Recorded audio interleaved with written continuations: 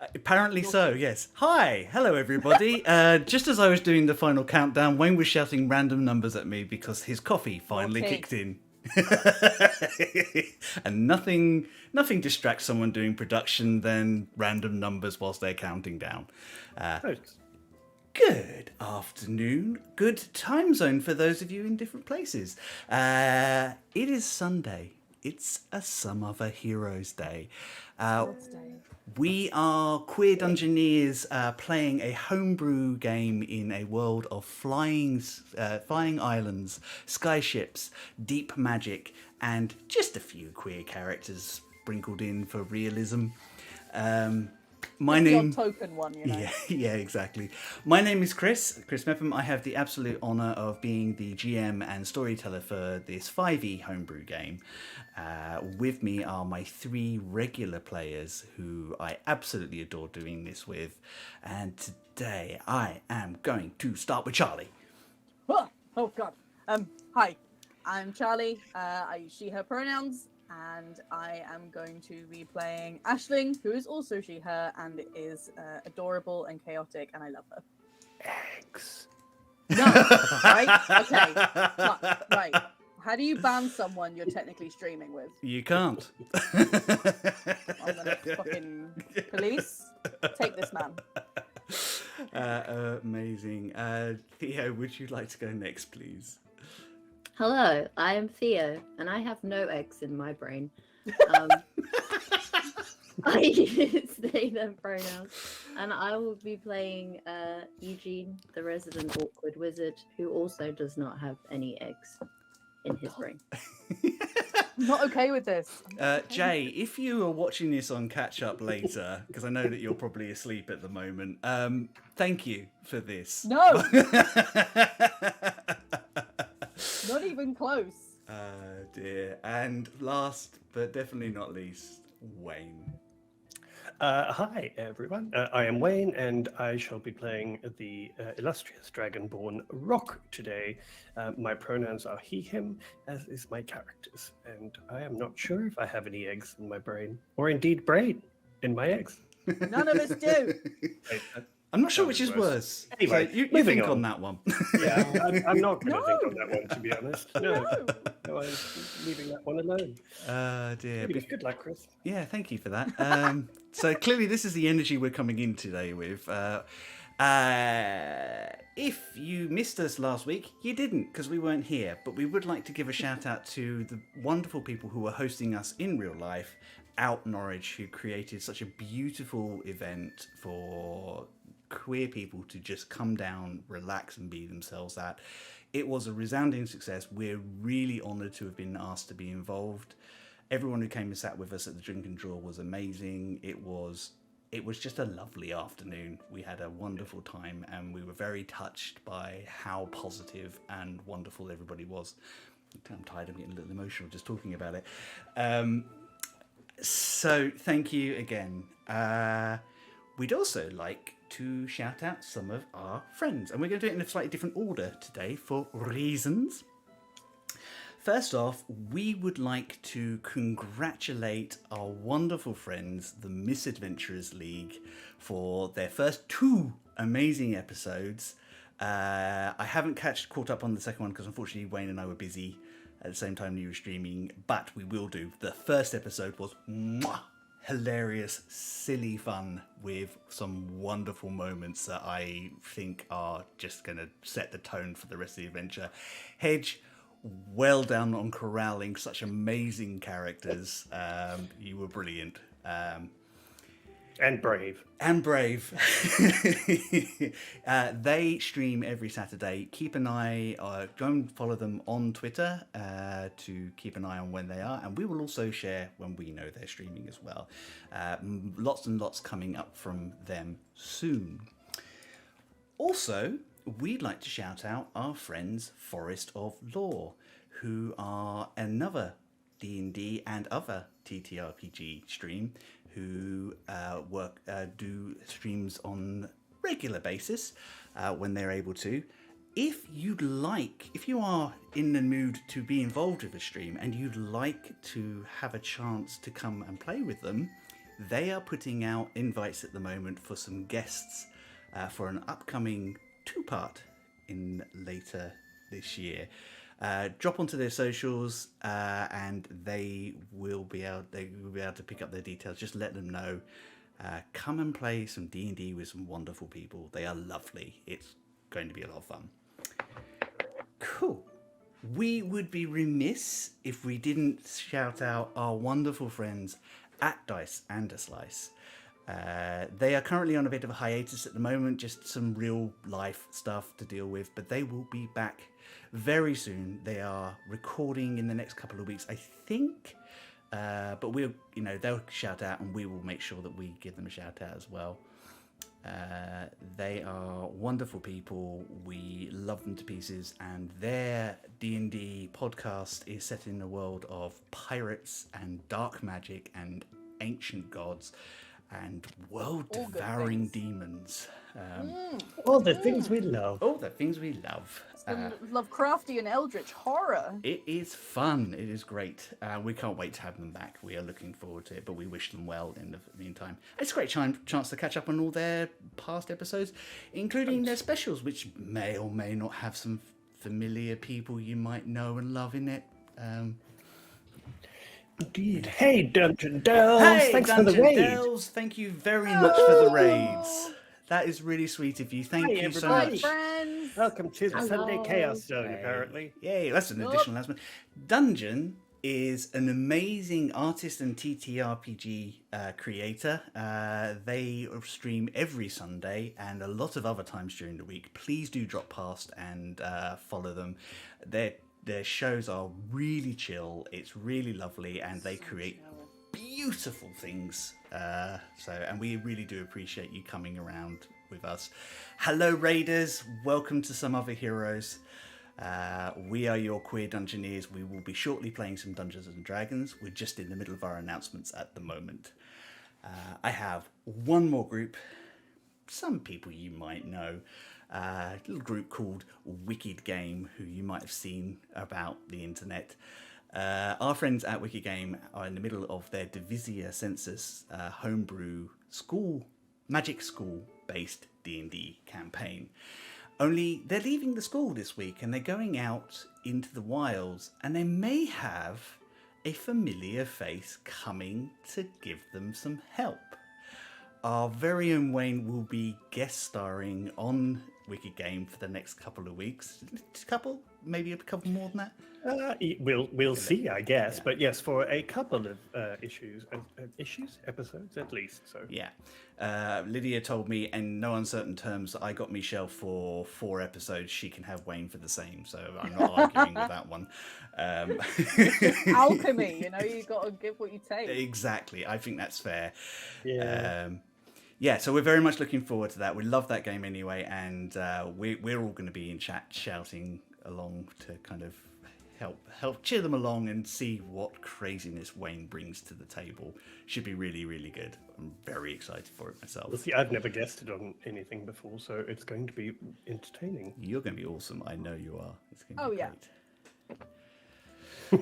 Let the negotiations begin. Excellent. Cool. This is where we end up with each other's cast, isn't it, Lydia? I'm not sure who wins in that case, but anyway. No one. No one wins. Everyone. No one That's wins. what negotiations are about. Everybody gets something, but nobody gets what they want. Everyone has a terrible time, and it's fun to watch. That's what No. it's about. It would never be a terrible That's time. the art of between us. negotiations. At the end of it, everyone gets something, but nobody gets what they want. Exactly. And I think Business. with that, we will begin. So here come the titles.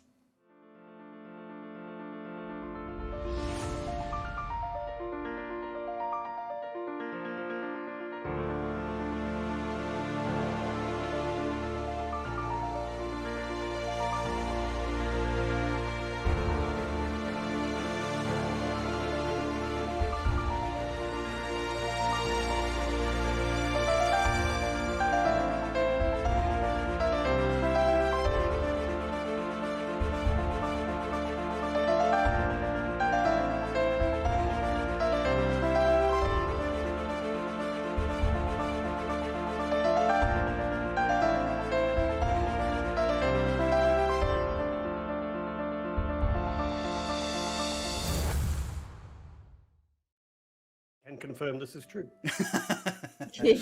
Sorry, I jumped back in at the wrong moment there. Sorry, ran out of credits there, Wayne. Thank you so much, telling everybody. Chris that he had been complimented on his voice. Yeah, because I don't Rightly really so. get to watch all the chat, unfortunately, as I'm doing stuff. But thank you so much. And thank you for all the wonderful comments about the titles. We're very proud of them, as we are all the production stuff that Wayne and Charlie and Theo and I all put into this now. It's a wonderful group effort. If you want to see some emotes, they are in chat. Just help yourself to them. They're fun.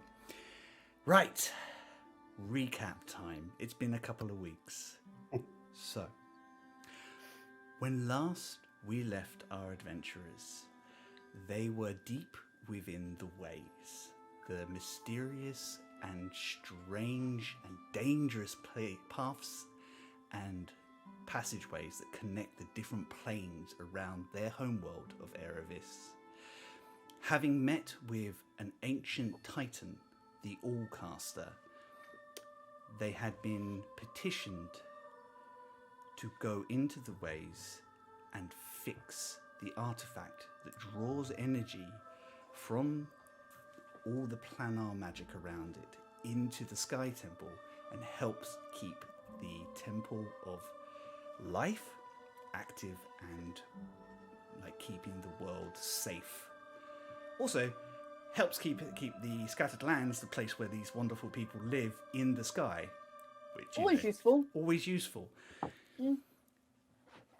A very strange, disparate trip happened. All three of our friends getting separated by the very nature of what the ways are.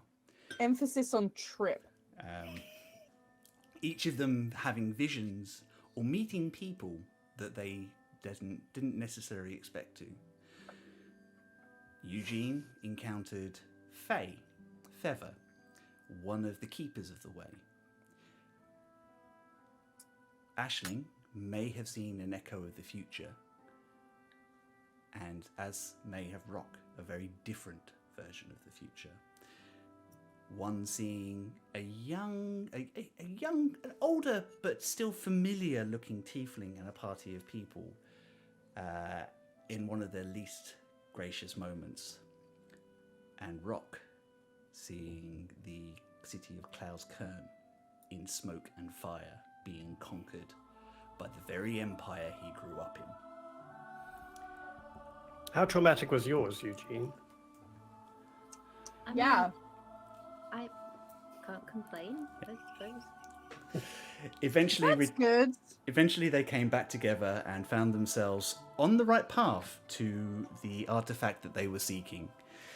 As they approached said artifact, a giant magical orb drawing ether from the world around it, they were beset upon by a shadowy creature taking a vague shape of a dragon that accused them of being thieves and varlets and criminals and tried to kill them outright. A battle ensued. Our friends with guile and cunning managed to overcome this creature at quite a lot of damage as well at the same time. And as it burst itself in a last attempt to try and kill all of them, the whisper, Appleby, I will get you, I remember, drifted out into the wind. And that is where we'll start today. Rock is just going to slump to the ground and just literally, virtually falls down and leans against the nearest piece of debris or rock or whatever. Excuse the pun. Rock leans against himself. I'm just going to say, oh my god. Okay, I didn't need that. It's bad enough, the whole thing, and I'm too old for this. Also, did they just call you by name? Yes, it would appear so. Well, where do you know them from? And what did you do? Why do they remember you? What did I you don't steal? know. Nothing. Well, You doing crimes? not Didn't that expect I'm that, yeah. aware of. Aisling, I'll have a little insight check off of you. Okay. Is Eugene doing crimes? It's Eugene doing crimes now. 13. 13. You don't get kind of like a specific sort of feel for this creature. You didn't really sort of engage with it enough. It didn't say Eugene. It said Appleby. Yeah. Rock, the toll of this battle is very drawing on you. Please take a point of exhaustion. No! We Oh hate boy. exhaustion. Exhaustion. Okay, I've done that. Okay. Okay. I guess I would have also realized that he said Appleby and not anything specific to Eugene. I think so. Yeah. I think the role is because Aisling doesn't normally think along those lines, but I think it's one of those things that just the puzzle falls into place for her. Aisling doesn't normally think. Eugene, do you remember your father ever talking about fighting anything like this? Because, I mean, he did say Appleby. It could have been your father. I assume that's the only. Yeah, it sort didn't of say Appleby? Eugene. That Yeah, would have that's been fighting things. true. I mean, he's fought dragons, but Does he ever come down into the ways? Do you know? I mean, would I know that? I mean, he's very, very open about his adventures. Like, he likes to tell stories about You them. can't shut him up.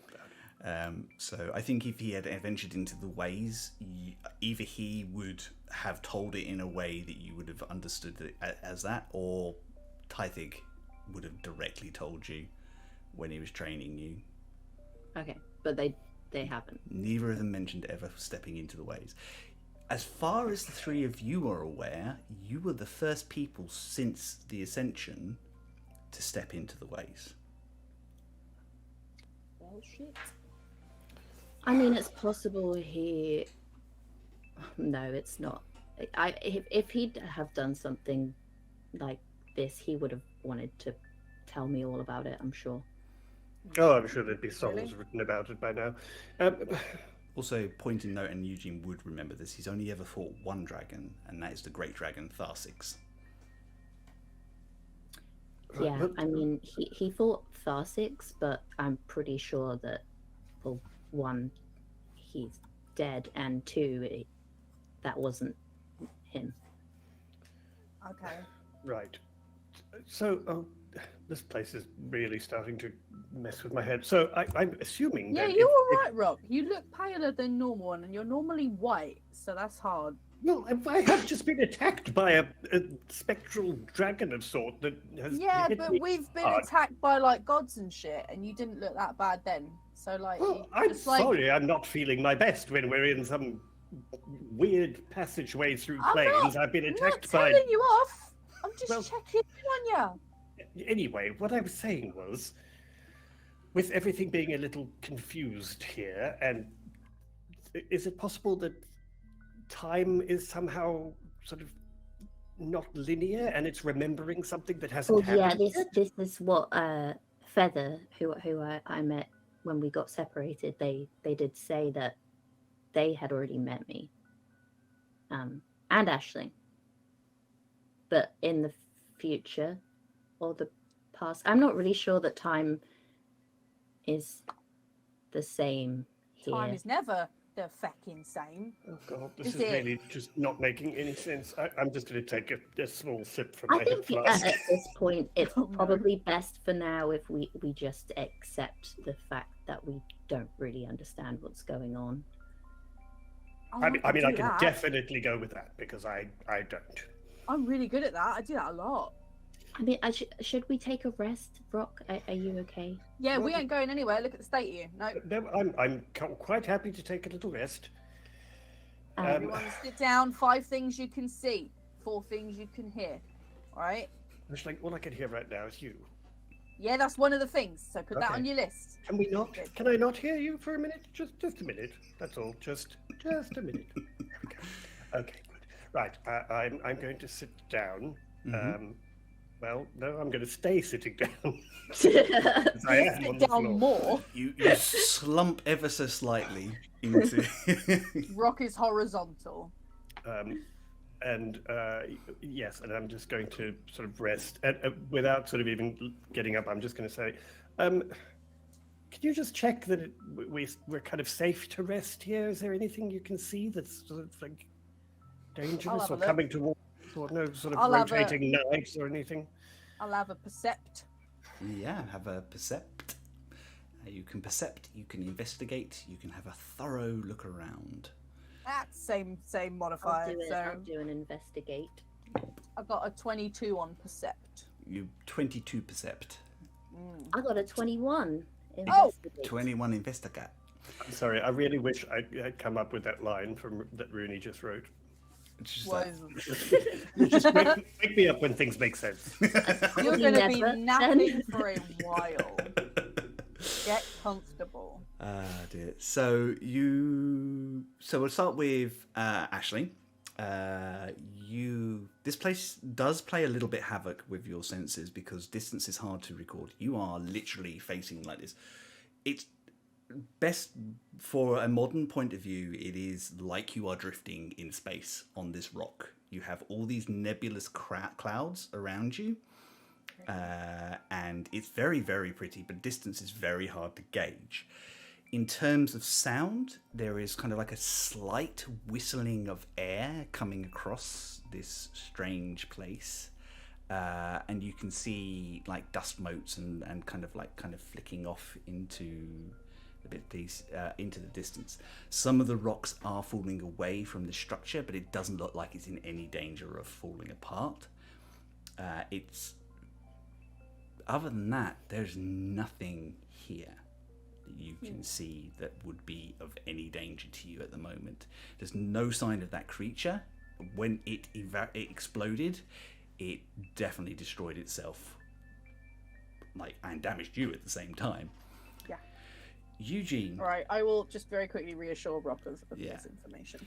Can I, while they're doing it, can I just take a healing potion, please? Yeah, of course, absolutely. Don't roll for that. You just get, because you're out of combat, you just get the full effect of it. Eugene, with your investigation, these structures look very similar to the temple structure that the gateway to the Allcaster was hidden in. It's made in a very similar style. There's no depiction other than some small symbols around the actual sphere of energy that is kind of slowly turning. There is a real solid sort of permanence to this feeling. It almost feels like it's locked in some sort of stasis. No one has been here for centuries that you can tell. Okay. And these symbols, none of them look familiar to me, or Basic arcane symbols. They are actually symbols that you would use in a magic circle. so can I figure out what the spell is, or what is holding the sphere there? You can't quite make an arcana check, actually. Let's be fair. Let's make you have an arcana check. Let's roll some dice. Why Roll not? some dice, tell some stories. Another 21. Another 21. Only 21s for the rest of today. What time is that? So the symbols are they're key points. They're kind of solid points for starting a proper use of the magic circle. It would actually make your life easier if you were drawing magic circle around this. There are a number of mystical channels and inscriptions that don't necessarily make sense, and as you get closer you go, oh, hang on, I've seen this sort of work before. I can't do anything with that. I can't change the way it's working, but this is artifice. This is a machine with an arcane circle that I can manipulate on the outside. And as you get closer to the sphere, you realize just inside the energy there's these metal parts that are very kind of like circular versions of the cube that you saw before, kind of twisting over it, like a shell within a shell sort of effect. and it kind of draws in ether as you're watching and drops it into the stone, and then there's that pulse, which you recognise That's so going cool. back towards the entrance every once in a while, almost like a heartbeat. So creepy, so cool.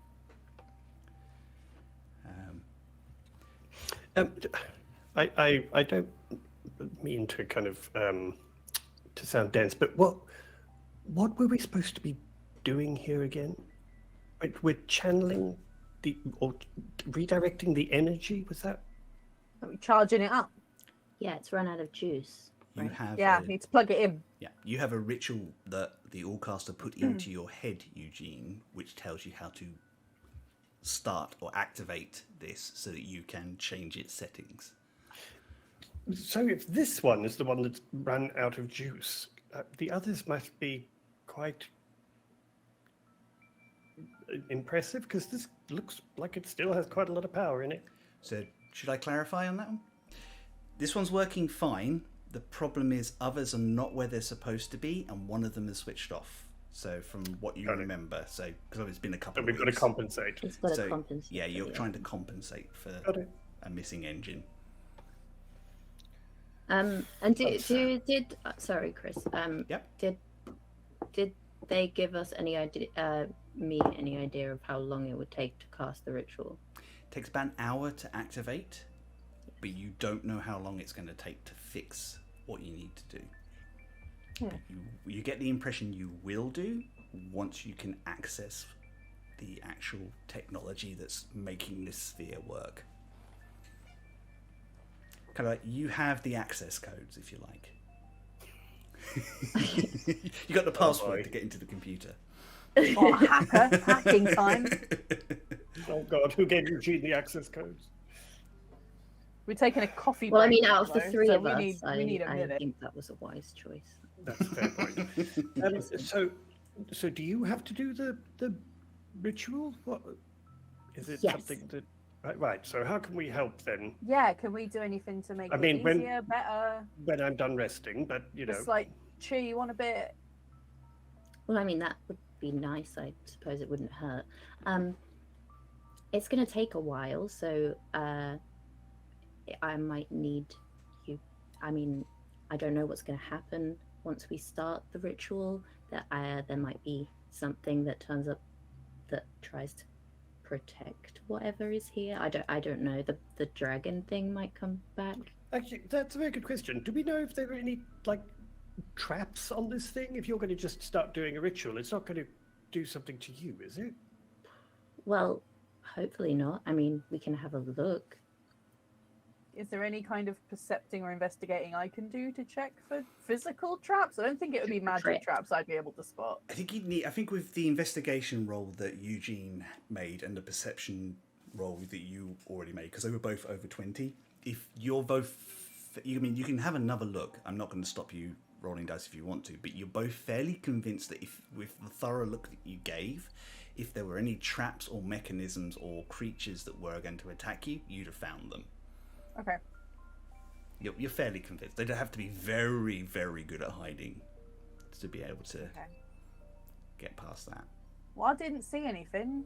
I had a right good look.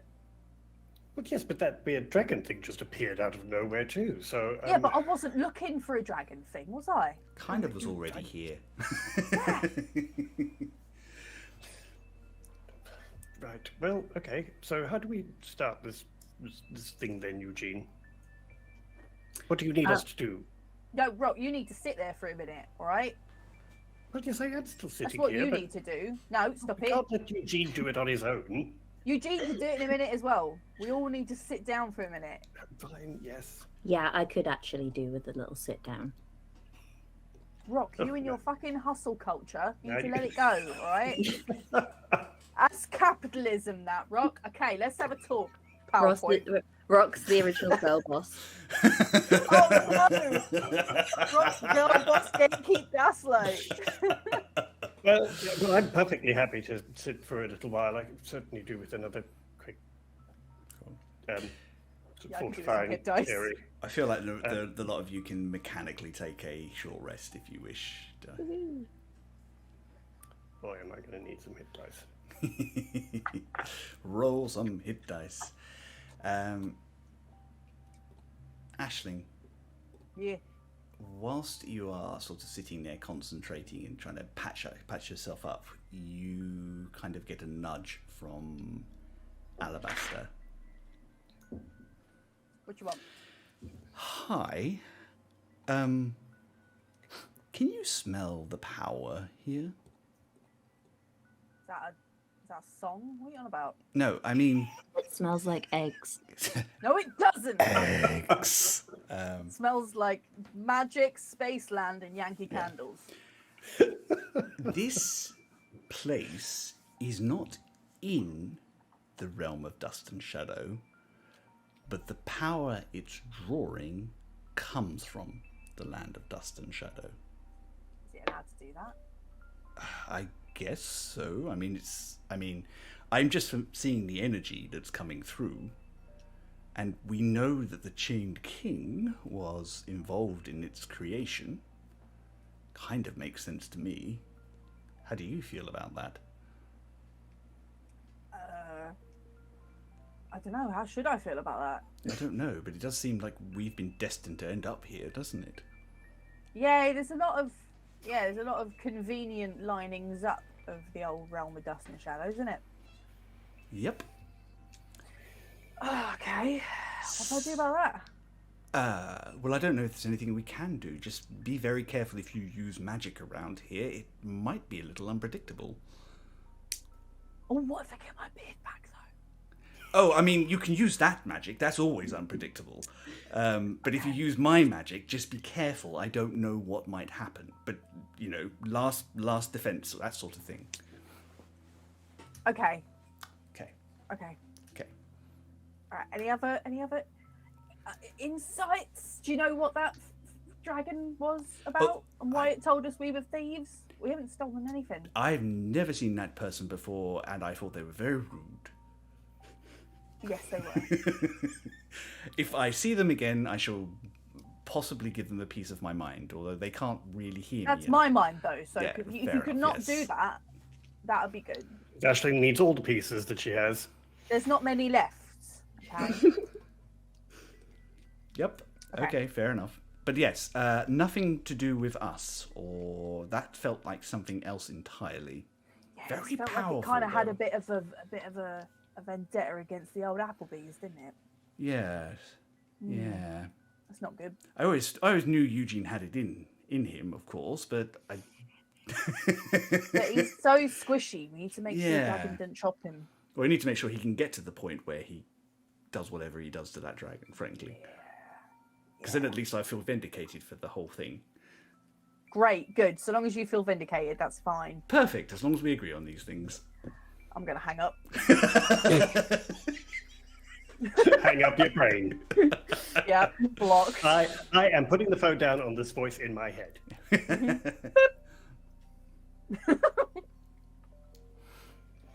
Has everybody rolled their hit dice and the like? Nope. Got distracted. Awesome. Does anybody want to ask me any questions that has rolled dice? Actually, do you know what? I'm going to roll another hit dice because I think we may need them.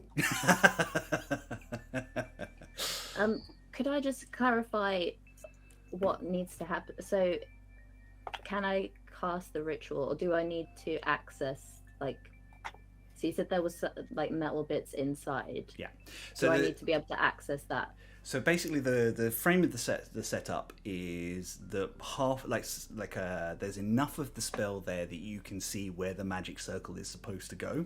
So what will happen is you will draw in the bits that are missing, and it will access and activate the system. Okay. And then once that's active, you understand that you will be able to talk and understand what's going on, and you'll be able to manipulate it further to be able to do what it needs you to do. Cool. Cool. So you kind of have some food, a bit of water, bandage yourselves up. I think the mood is probably quite somber at the moment. This has been a very strange few days. even by Ashling's your still worried lives. about Rock and his emotional repression. That's just a standard way of being. I think if it's okay, let me just check the time. Yeah, Chris, just when we're sort of finishing our short rest, if possible, I would like to cast Enhance Ability Ooh, on Eugene. nice. What are you Um, giving them? Oh, God. Intelligence checks are probably most useful for Eugene, I would Nice. imagine. So I will give Eugene the gift of Fox's Cunning. Ooh. What does that look like for Rock? I think it's just in that kind of way that Rock does when he tells stories, is he just kind of creates this little image of a little fox playing in his hand, and then just kind of very quietly just kind of blows it, and it literally just kind of like almost runs through the air to Eugene, and then Eugene just feels this little like bing, and that's it. I love that. That's so That's adorable. Also, character so growth. yeah. That's Rock getting over his fear of foxes. You'll notice the illusion was silent. Yeah. That's yeah. So Eugene has advantage on intelligence checks for the next hour. Oh, yeah. Amazing. Cool. I love Thank that. you. Can I? I'm also going to use my Pearl of Power to get a spell slot back. Yep, So perfect. sit Although down. you're taking a short rest, so you get all your warlock Yeah. spell slots back. Hey. Shit. Okay. That is why you only have 2 spell slots, but you can get them back just by sitting down for an hour. Decent.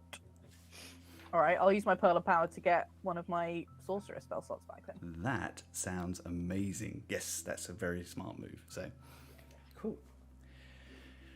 So, you are sitting on this strange stone island.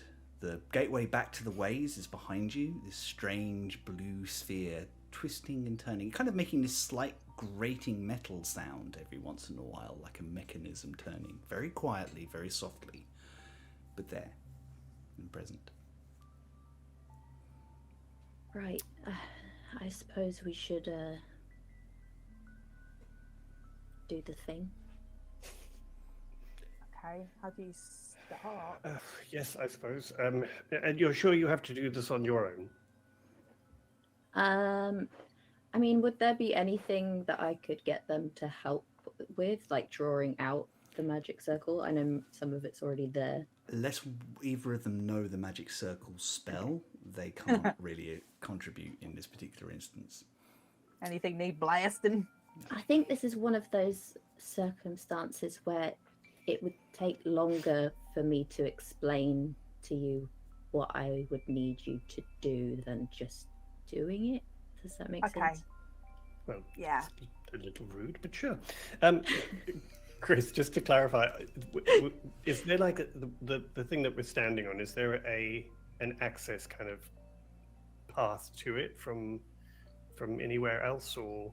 No, this island is kind of isolated. To say, at one end you've got the archway which goes back to the ways, that tunnel which you walked in to get here, and then there's the orb is kind of out on its own, but it's Okay. like a one solid. There's a couple of floating islands that look like they've broken off over time nearby. That's fine. Just so that I just get my bearing in terms of Yeah. if we were going to try and make sure we protect Eugene during this, are there any strategic places for us to stand? That's what I would try and do with Eugene and with Aisling and I. Yeah. So the Okay. anything that's not already here could come at you from any direction. This is the part of the problem. Great. Because you are drifting in an empty void. But I'm having an existential crisis. I'm drifting in an empty void. This is the worst place for Rock to Feel be like having a that panic often. attack. but you think like you have got a clear run back to the tunnel if things get horrible. Okay. Okie dokie. Great. Super. Cool. Right. Okay. I think I'm ready to do whatever this is that we need to do. I'm sure it will Okay. turn out fine. Well, they trusted you with it, and you're really smart, and it's gonna be great. It's gonna be fun. Just in case, I'm getting. I'm going to grab Eugene by the shoulders and sort of look him straight in the eye and just say, "We believe in you. You can do this." Okay. Yeah. Good, great. And you also have inspiration. A bardic inspiration. That was such a severe inspiration. That's quite intense. So, Eugene, you start the slow process of casting Magic Circle, which normally is used to contain or protect somebody within it. But in this particular instance, the way that Alucard has taught you how to manipulate it, it's going to be opening something instead. It's a slow hour. Eugene is fast in scribing, but being very careful and just making sure everything is spaced precisely, and each of the symbols is correct, and even to the point where you're like, you see him rub out things and then redraw it exactly the same way. So he's kind of double checking himself just in case. That's some Eugene realness right there. And he gets round it. It's kind of, I think, for Aisling and Rock, who are fair to say not the most patient people in the world at times, this is excruciating. But you are heartened by the fact that nothing leaps out of the void at Eugene. I'm trying to convince Rock to play like noughts and crosses and shit in my sketchbook with me. I think Well, I after spy. Yeah. Yeah, after the fourth time, so I'm like, is it a rock?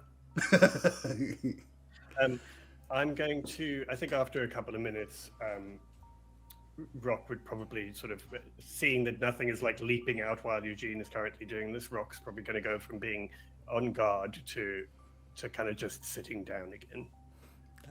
When he realizes that there isn't anything to do right now, I think he's just going to try and sit and kind of maintain his energy and doing some deep breathing and yeah. Fantastic. The best part of an hour passes. It's just coming to the point where Rock's spell is about to end when Eugene puts down the last symbol. Stepping back, you invoke the incantation that you know is going to open and activate.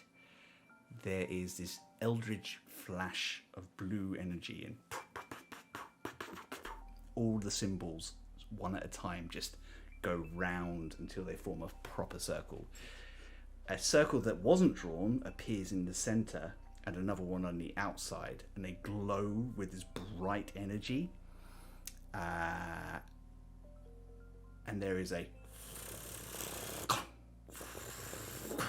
as something shifts, and then a bright, ghostly form of a firbolg appears just in front of the sphere, very near to where Eugene is standing.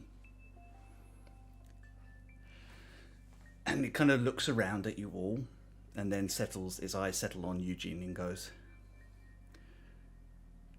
"Well, hello there. You've accessed the systems.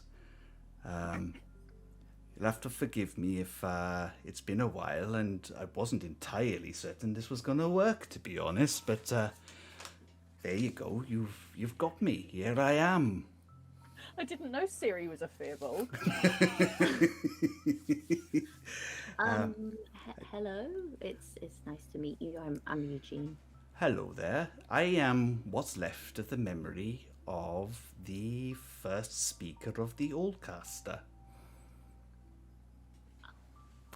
Yeah, I'm quite impressed with this. It means Atsi the Builder got it right. Well, there you go. I'm here to help facilitate what you need. I'm guessing it's been a while, and you've come to check or do maintenance or something?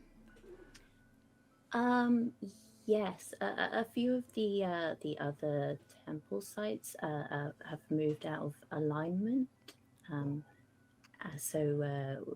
We've been tasked to sort of amplify the power of this one, if that's possible.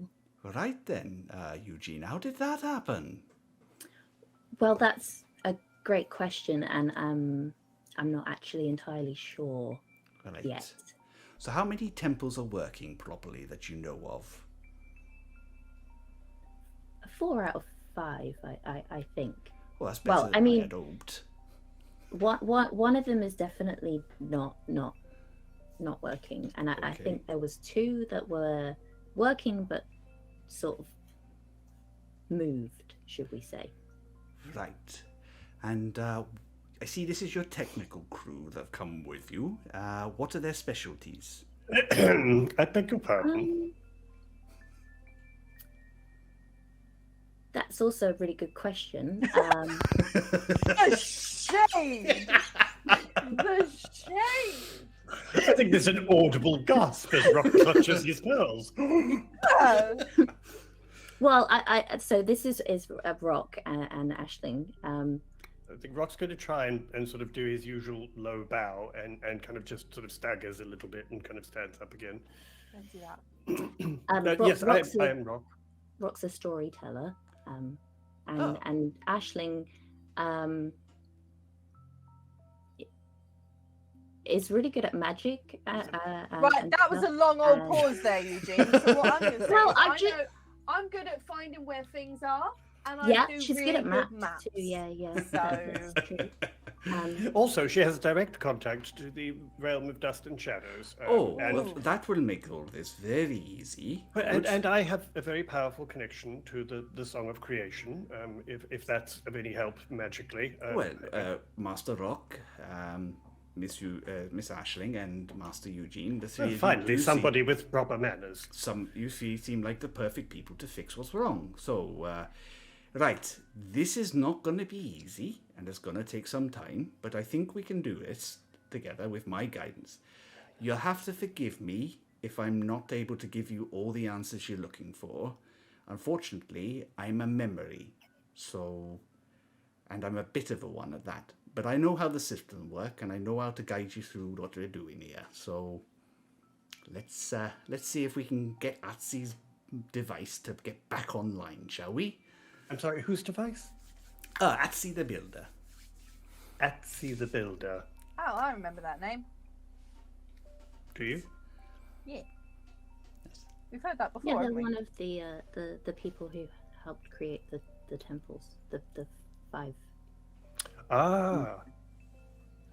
Yes, of course, I totally remembered that. That's a few sheets back. It is, yes.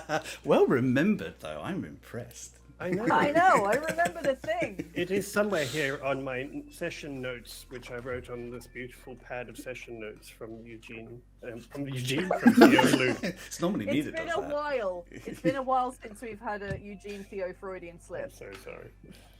It wasn't me. I don't know British. how this happens. We are completely different Totally. in every way. None of us are projecting onto our characters at all. Nope. So the speaker of the Allcaster goes through a long explanation, and he's very precise because he has to be. And I think you can tell from the way that he's talking, he's also trying to make sure that he remembers everything that was imparted to him. And I think with your higher insight, Aisling, you pick up on this is like when you try and remember the technical stuff that Eugene tells you to impart to other people. I think Rock tries, but is probably every now and then sort of just has a bit of a head nod because he's really tired. He has a point of exhaustion. So the mechanics work this way. The ritual you need to do needs at least one of you within the magic circle focusing on it for 24 hours. Oh. So we can do it in shifts. You can do it in shifts. Additionally, if you have the resources available, you can channel your magic into the sphere directly to will the ritual further on a one level per hour spell slot exchange. So, for example, if you use a level 3 spell slot, it removes 3 hours from the ritual down to a minimum of 1 hour. Okay, that's cool. You can use any type of magic that you have access to. But be aware that casting certain types of magic do come with their own caveats. Looking at the sorcerer here. Okay. I know this is bad timing, but I'm just going to be right back. Of course, no worries. So, Aisling, no flying bats coming out your butt. Hey, right, okay. No, wasn't out of there, and they were imps, so... Makes all the difference, obviously. Yeah. I might be able to do that from here, actually. Hang on. Don't you fucking dare. No. Oh, no, wait, you need to be on tip-top. You can't... Yes, absolutely. Otherwise, the whole thing could go horribly wrong. I need to pay attention for an extended period of time. We're all going to die. You need to focus on one point for Hours. For hours. Oh, boy.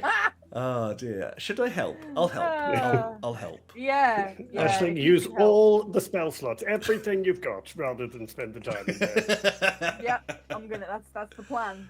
That's the plan. Oh no! Is there a way to like blast loud music or something when you're driving when you're tired? I need something like that. Aircon, loud music. I have a drum. All right, cool. Battle music. I'm not sure where I keep it, to be honest. But I forget you have a. I forget you're. I always kind of feel like it's one of those Irish drums. Yeah, and you've kind of got exactly. it slotted in the back of your pack or something. Yeah. I mean, I'm not sure if flute is really classed as good sort of keep me awake music, so the drum maybe. Pretty intense flautism. This This is still a family show, Charlie. Is it? All this intense flautism is just getting a bit much, I would think. Oh, dear. Good. Well, cool. So, no, Rooney, do not get me lo-fi beats to study to. I need rage thrash metal to pay attention to. we were just trying to figure out whether I could play the drum that I somehow carry along with me to keep Aisling awake during the time where she has to focus on one single thing for a long period of time. Anyway, right, so, okay, so, and then what happens at the end of this 24 hours or however many hours of ritual that we have to do? At the end of it, this will be opened up to the point where we can draw more energy from the land of dust and shadow and the waves. Thus connecting to Erevis on a level that it was not originally designed to. So if you can fix the other sky temples or rebalance them a little bit so that they're taking a little bit of the strain off, that would be a good thing, because otherwise this one will probably burn out after about a year or so. A year? That's quite long when you think about it, though. Is it? No, it's really not very long at all. I mean, how long has it been since the Sky Temples were created? Many of them. Many of those. About 600 years. Oh, good. So they've been operating like this with only 4 of them working for 600 years, right? No, they were fine. Just recently there was a bit of a thing with a god and stuff. Look, it's not important how it happened. I mean, you're talking to a memory. I can't exactly judge you on this one. I haven't exactly got any... Then perhaps you'd best You're change your arguing with tone the of voice. installation I don't wizard. exactly have a dog in this race, do I? So... What? What does the dog have to... look, anyway. Okay. Don't you do that in your time? What? Look, can we just get back to the... So, is this safe to do this ritual while you're in the circle? I mean, the thing's going to... Oh, I'm not. I mean, I'm not real. I'm just here. Yeah, I'm just like. I know. I mean, it's safe for Aisling and Eugene and myself. Yeah, I mean, obviously you don't want anyone interrupting the spell whilst it's in process. Otherwise, you'll have to start again, and it might have repercussions. But you should be fine. Like as long as you keep each other safe, which I'm sure you look like you're very capable. I have no idea. I can't actually see you. I'm just responding to voice commands here at this point. Wow. Great. Do you know anything about the shadowy dragon creature that tried to kill us when we came here? I'm sorry, I don't have any information on that one. Great, good, okay. Literally just a face and a memory, sorry. Not very helpful, I know. No, you've been very helpful and very polite, and you've told us what we need to do, which is very helpful, I think. Right, well, when you're ready, we'll get it started. I'll open the interfaces as best as I can, and you can start on your ritual. Okay. Does it have to just be one person in the circle, or can it be two people in the circle? I mean, you can all concentrate on it at the same time if you wish, but you still need to be in here for at least the time allotted. Okay. Well, guys, I was just thinking, like, if we did it in shifts, but like if two people were in the circle at once, just in case one person happens to get distracted and stops paying attention to the things they are supposed to be focusing on. The thing is, we're going to need to spend quite a long time in there. So if two of you are in there, and then that means that two of you are no longer fresh and ready for the next shift, which is a little concerning. I wonder if it would make more sense for one person to go in, and the other two can stay outside the circle, keep their strength, and also potentially protect anything from disrupting the circle while that's happening. Okay. Yeah, probably. Also, I'm sure, with a little encouragement, I can help you with a little, to concentrate a bit better. Okay. Yeah, you'll be fine, Aisling. You can do it. I'll take your word for it. Just think of it as a big map you're trying to draw with your mind. Did that help? That didn't help, did it? No, okay. No. I'm going to go back and stop helping. It's all right, babe. Get back to your knitting. Don't worry about it. Maybe you could ask Alabaster to make some white noise. That's gonna make me fall asleep. In the background, grey noise. I hear that's good for just focus. Noise. Just noise. We could smash some stuff around a bit. Yeah. I mean, he seems to annoy you enough sometimes, so I'm sure he can do something. Okay. Yeah. Although in my head, I'm going to ask Alabaster to make a racket. Not enough to distract you. Just I keep was you awake, born yes? for this. I just imagine it, that episode of The Simpsons where Bart is like, I am so great. I am so great. Everybody loves me. I am so great. And he's smashing the hand. Yeah, that one. Yeah, that tracks. Yeah. So who should go first? I suppose is the question. Well, you just worked your butt off doing that thing, and Rock, you're knackered. So, shall I do it? I mean, I don't know if it makes any big particular difference, but I could do with a little more rest, I think. Yes. Well, if we're gonna fuck up and have to start again, we might as well have that happen at the beginning. So. Yes, although try not to, because he did mention there may also be consequences. So. Yeah, I'll do my best. Good, great. Okay. I ride into the circle confidently. I am going to cast inspiration. Actually, I don't think it'll last long enough, will it? What were you going to cast? Well, I was going to give it Ursling inspiration, but doesn't it last until she uses it, or?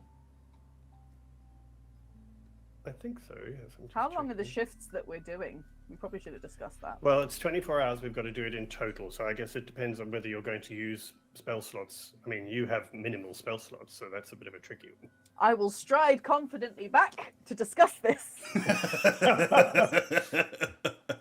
Right, so I forgot to ask a bunch of questions. How long are we doing in a circle, and what have I got to do? Well, that's a very good point.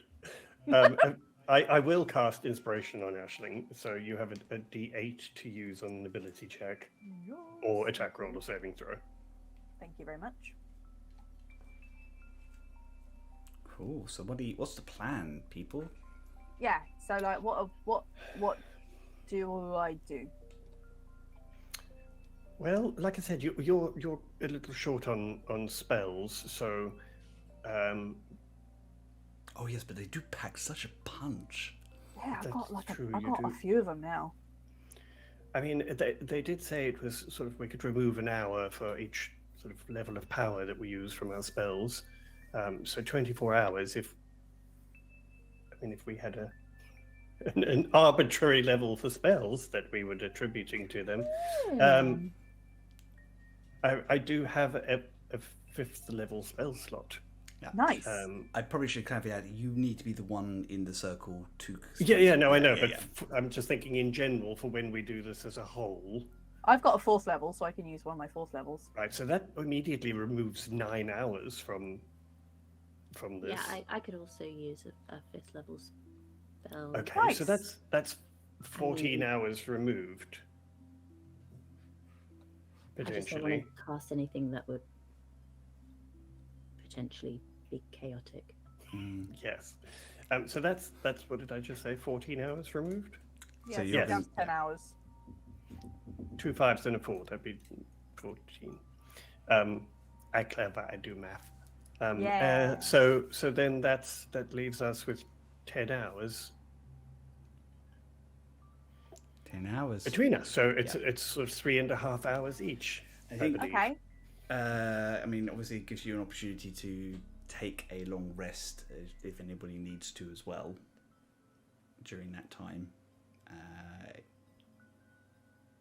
Well, it depends on what we're doing, because if it's 3.5 hours of like doing squats or something, I'm probably not going to be able to do the full 3.5 hours. But if I'm just having to stand there, But no, I think it's more mental fortitude Yeah, you'll you, need you've for got this. to concentrate.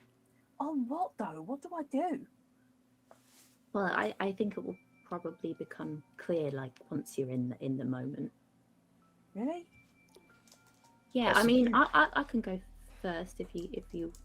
You just did the circle though. Yeah, but I've got another 3 hours of concentration at least. Oh my god, how do you do that? Blimey.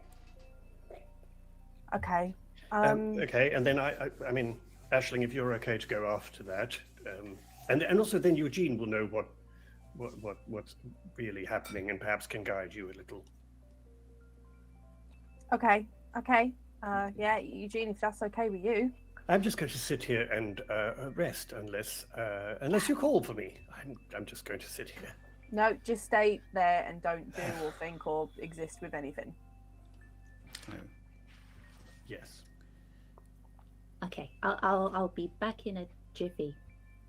You can If do a it, jiffy Eugene. means exactly 3.5 hours. It does.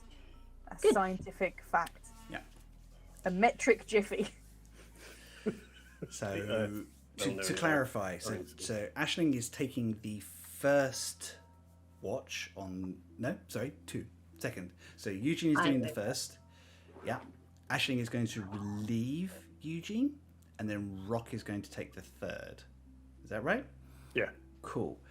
How are we telling time? How are you telling time? How? So the idea is to reduce it. So on your first sit, Eugene, are you burning any spell slots into this 24 hours? Yes, I will cast. I will cast Summon Shadow Spawn. at Don't actually need to fifth cast the spell. You just need to Okay. push the magic into the ritual. level. Okay, so yeah, I am expending a 5th level. A fifth That's level. awesome. So that initially takes it down to 19 hours. And you sit for 3.5 hours, you said? Yeah. Yeah. Amazing. Taking it down to 16.5. But I will have a constitution check from you. Not high DC, because you're still 13. 13. Yeah, that's fine. You managed to sit through that 3 hours at the time.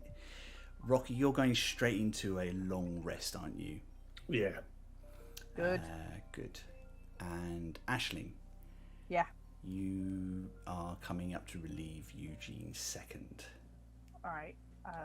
I'm gonna try and like make sure there's a little bit of overlap, so there's no one in the circle. That's exactly right. Yep. Yep. Cool. So you have That would just be like us. We'll get to like the last hour, and then we'll just kind of step out 1 second too early, and it'll be like, Yep. oh, it's reset to 0. Great. Oh God.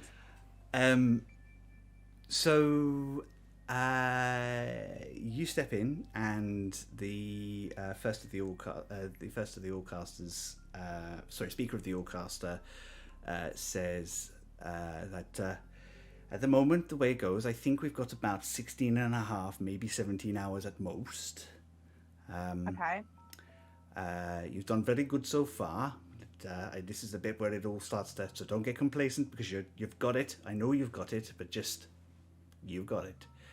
If you need to add magic, here's your chance to do so. Do you burn a spell slot for this? Yes, I will burn a 4th level, please. Okie dokie. You burn a 4th level spell slot, bringing the total down to 12 and a half. And then how long are you sitting for? 3.5 hours. 3.5 hours, allowing Rock a full 7 hours nap. Yep. Cool. So, sorry, Chris doing maths now. So you're down to 9 hours at the point that Eugene wakes Rock up. So you shake Rock awake.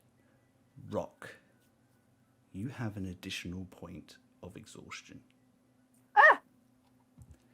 In addition, when you wake up, you have a fit of coughing. What the fuck has happened to Okay. Rock? And as you pull your hand away, there are the remnants of vines in your hand. Ew! Would I be able to see that from where I am? Are you hiding it at all, or are you being quite explicit? Make a perception check. I think Rock would hide it. Yeah. Oh, that's very good for me. Versus your deception. A dirty 20. Dirty 20. Versus my... I would say deception for this, because you're trying to Oh, act normal. God, I'm so sorry, Eugene. That would be a 26. No! You're the person who hides the zombie bite. That never ends well. Don't be that guy! Don't be that Rock's guy. gonna turn into a zombie plant. And Oh, so I God. think as soon as Rock sees that, he'll just kind of quickly sort of put his possibly stand up, and just kind of say, right, come on then, it's my turn. Are you sure you're all right to do this, Rock? I mean, I don't mind. I've had a little rest now. I could go back and do another shift. No, I'm fine. I'm just a little tired. If it looks like I'm getting too weary though, then feel free to Okay. take over. But I also I can use the magic that I have. So I think it's important I use that because it will cut the most hours off for us. So let's do that. Can I see anything that's happening from where I am? From where you are, because you're having to concentrate, and we'll come to that in a second, you can't really make out what's going on, and you have to focus on the spell, unfortunately. Okay. So it's out of your periphery, so it's like they're obviously just having a chat about him taking over, and Rock is just being Rock about it. Damn it! What I will allow for is an insight check versus Rock's deception as he gets closer. That deception was really high. Okay. All right. What was your deception again? Is it the same roll or a new roll, Chris? New roll, Okay. Oh, then, good. Okay. Then it would be because you're trying to convince somebody else. 14. Only a 14? Okay. Yeah, What I did you rolled get a on 5. insight? I got a 24. Nice. Rock does not look well. He doesn't look like that sleep did anything for him. He looks tired. He looks drawn. He looks like he could do with a week in bed. Okay. Do I still? Something Can I about still this- talk? Can I still talk to the installation wizard? Yeah.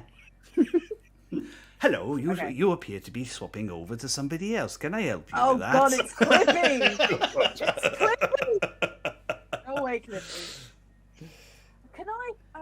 So you said that we could use spells. Can I use another one? Of course you can. Okay, I'm going to use another 4th level spell slot. Awesome. That brings it down to 5 hours. Okay, good, because then if Rock uses his 5th level, Brings it down to 1 hour because it said his maximum. Yeah, you can't. Yeah. Oh, Below 1 down to a hour. maximum. Yeah. Because it still needs to All right, process cool. everything. I'll use So I've got no more 4th. I've got one level, 1st level spell. Still Amazing. my 4th. Well, you. And while Rock is doing his thing, Eugene will just sort of keep one eye on him to see if he notices anything. Yeah, I think you can see. I mean, he can see he's a bit sluggish this morning, but you know that this whole trip has not agreed with him whatsoever. So he doesn't look any worse to you than he did yesterday. Yeah, I just mean like if he looks like he's about to like pass out and the spell will fail, then obviously Eugene will go into the circle as well. Amazing. You can actually, with everything else, you can probably take a long rest if you need to, because you did first, so you would have completed a long rest by the time Rock finishes. Okay. So Rock takes over and sits down takes over from Aisling. I think that's pretty likely. Rock will walk into the circle and then probably say, "Is it all right if I sit down? Can I just? I'll sit for this. Yes, that's fine." You don't need to stand. I think that's probably not a good idea. I don't know why Aisling stood. Rock's like, "Actually, you didn't need to stand for 4 hours." Oh, for goodness Why sake. no one tell my fucking hooves are killing me? And now you know how I feel. It kind of then occurs to you, Eugene was sitting down when you took over. I didn't see. Make me a quick constitution check, Aisling, with advantage because you get help from your permanent traveller. Good. Oh no, good. Oh phew. Was that a constitution check, sorry? Constitution check, yeah. Not a 13. save. 13? That's fine. I misread the 12 that I rolled, and I thought I rolled a 3 and then a 2. So there's a couple of points where your attention starts to drift a little bit, but then it's almost like your body automatically comes back as if somebody else is just taking your head and turning it. It was Alabaster being Alabaster. like, focus. Yeah. This is really important. Even I think this is important, so you need to focus, yeah. Everything's so sparkly in here. Alabaster just whispered, "I think I see some cheese in there." There's that, and at one Laser focus. point in a perfect mimicry of Fulton, he goes, "Eggs." God damn it. Exception. The Yeah. eggs. I'm just gonna pick up the one singular pen I have that I dropped on the floor. Okay, no worries. Cool. So I am going to, as soon as I step in and sit down, I will use the spell Amazing. What level to spell are try you and using? minimize time immediately. So I'm going to use a 5th level spell slot. If you want to use a The 4th fifth level, if you want to use a 4th level spell slot instead, Oh, wait, what, I you can can't use the 4 drop and it. get the same result? yeah, exactly. Okay, cool. Says Then Chris, I'll use the 4. above the table a little bit. I think course. the spirit of the system is kind of like, you don't have to do that. I mean, we need this much energy. Oh, no, I'm glad to save spells. Okay, so we'll use this 4th level spell slot, and then I will just sit and. Actually, once I've used the spell's energy, I will just say to him, "So, how long do we have left?" An hour. Okay, good. Okay, good. Let's go. And you sit. How long is the short rest? I can't remember. An hour. So you Can I do a cheeky short rest? And Of course you get my can. warlock Yeah, back? absolutely. Yeah. You can take your short rest. Warlocks and your little power naps. Disco naps. So the two of you sit. Oh, Aisling sits and rests, and Eugene sits and just keeps an eye on Rock, who sits in the circle, calmly drawing the energy to him, focusing it. Rock, you can hear that gentle thrum of the song of creation, that discordant note that's always there, but here it's loud again and beautiful, and it rhythmically bounds through you. And you feel the connection to this orb and beyond, and you can almost taste the shape of the All-Caster and their temple and the lands beyond. And just for a moment, you feel like you are connected to absolutely everything. And then there's a little hand on your shoulder, and a very gentle voice says to you, "I am so sorry, Rock, but it's your time."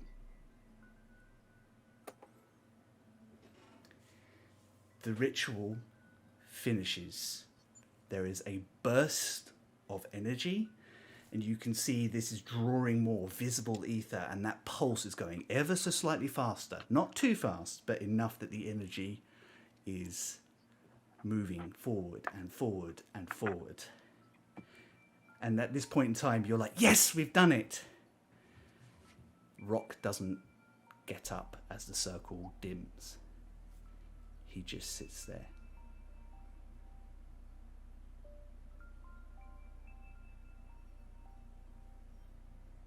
What's happening around him? Like the circle's gone. It's all gone gentle. It's gone back to how it was when you first started, but you can sense from where you are, it doesn't take much to know that the ritual has ended. I think Eugene will sort of start walking towards him. Rock. No response. I'll walk towards it as well. I'm kind of gonna look back at Aisling, like concerned, and then like approach Rock and kind of touch him on the shoulder. He doesn't move.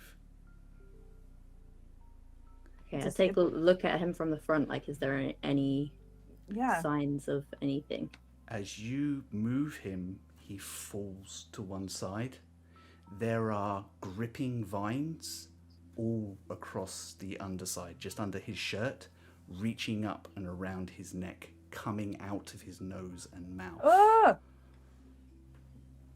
Aisling, something's wrong. What do we do? Really wrong. I don't know. I don't know. How do we... Alabaster, what do I do? I don't know. I mean, what's wrong with him? Can I try and cast a spell magic?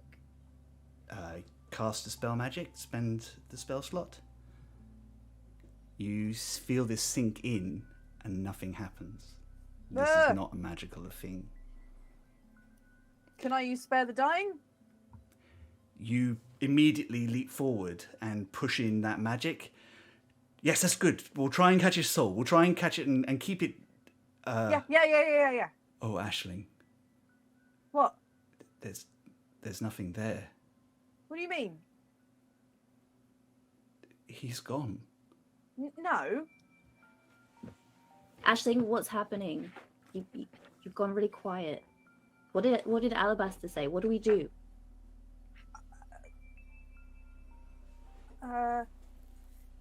Well, I tried to do Spare the Dying, but Alabaster said there's nothing for it to get hold of.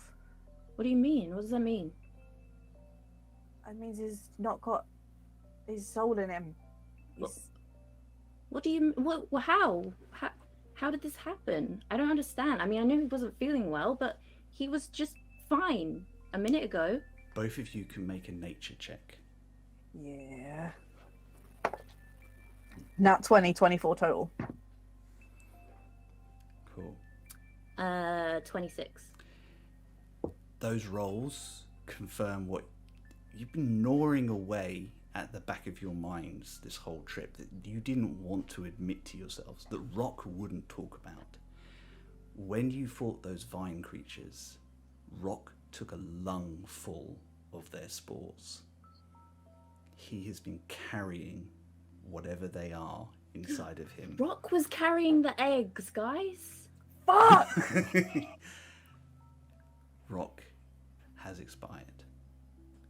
courtesy fuck? of the Vine Lord creatures.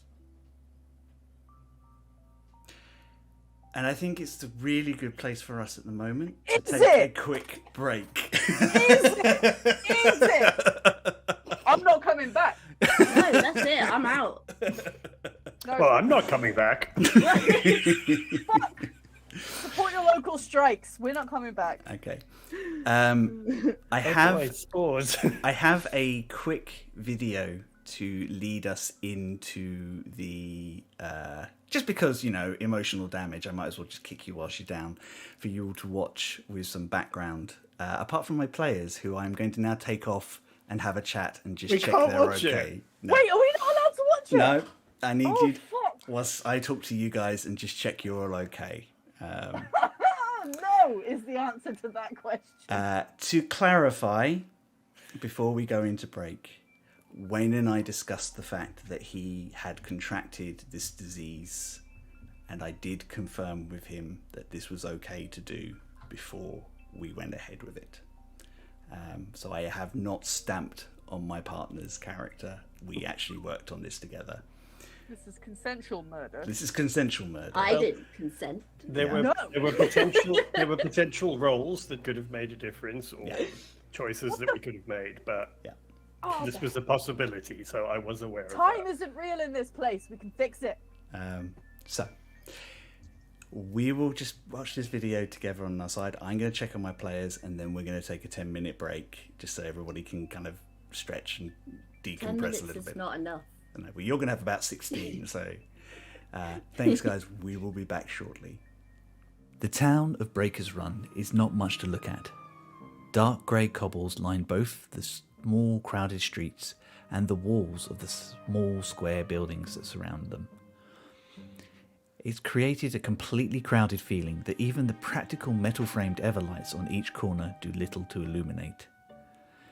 This evening, near one such corner, we find 3 men sprawled out, clutching various wounds, groaning and complaining.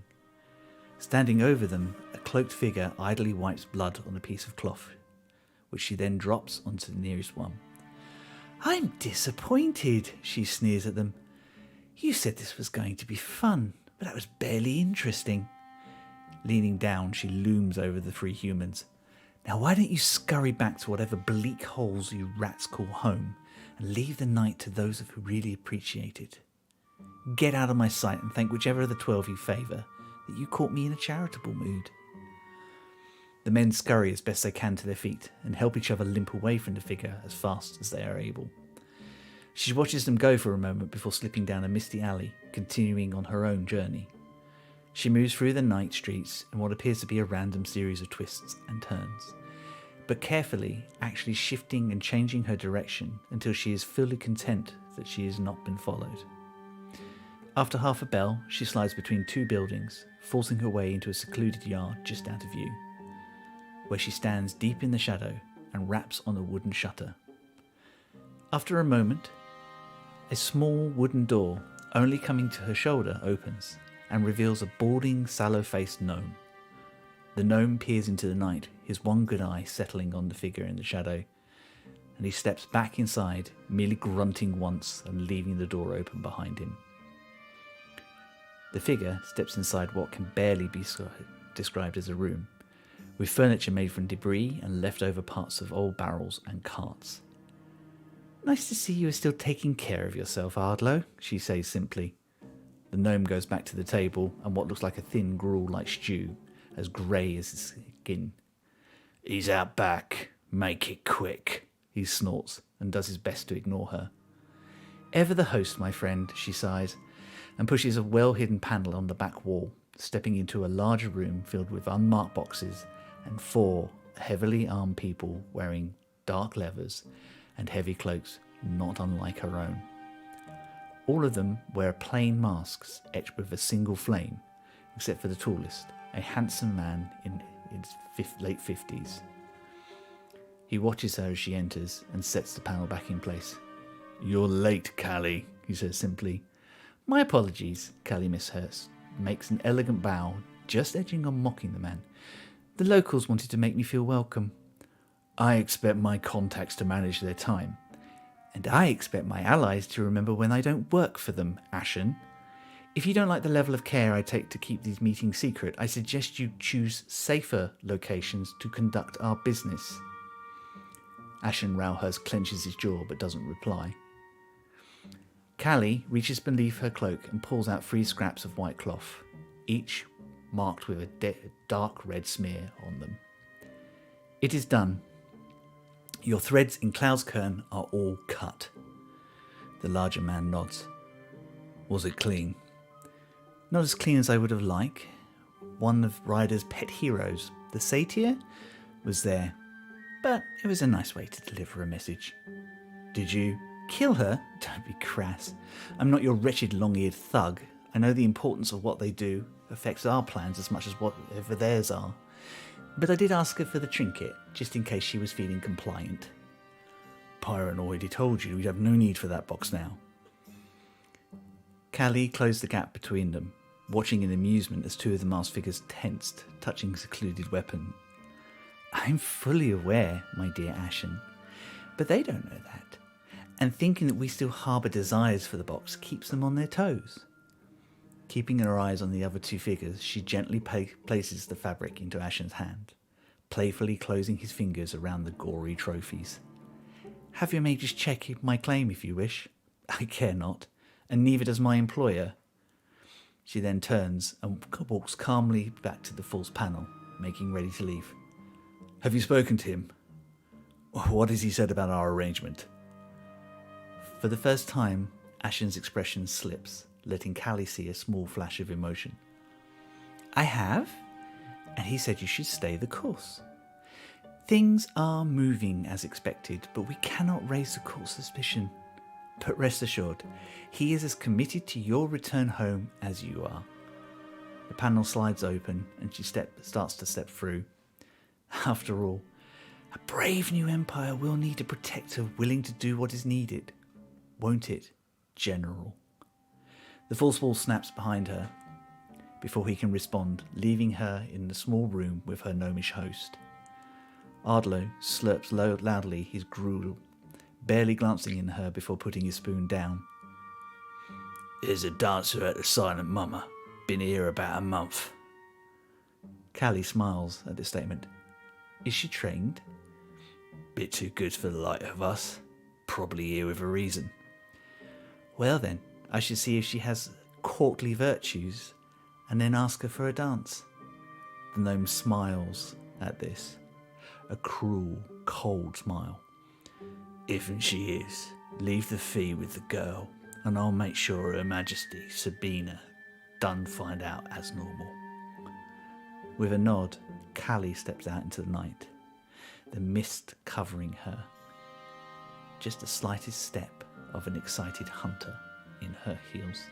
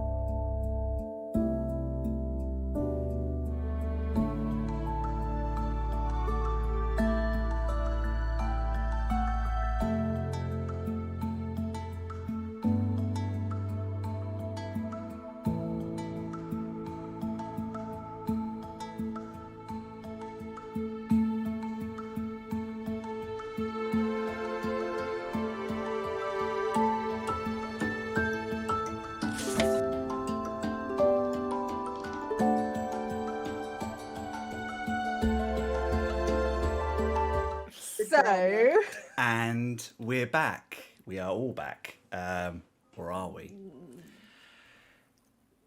Before the break, Iskarok Revorkus succumbed to a disease that he has been hiding for days, passing over the veil.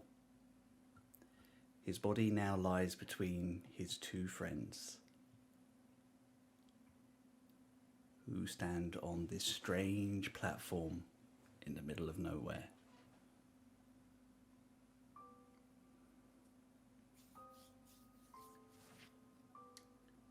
Now what do we do?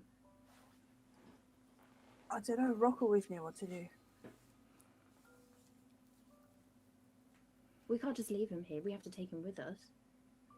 We can't fucking carry him. We can't leave him here, Aisling. But we can't, like, I don't know how we could do anything else. But it's you, me, and Brock. That's how it is. That's how it's been, and that's how it will be. And we're not leaving him here. We can't. What? Where'd that fearball go? Where'd you go? Oi! Hello, I'm right here. Do you need me? Yeah. So you can't see, can you?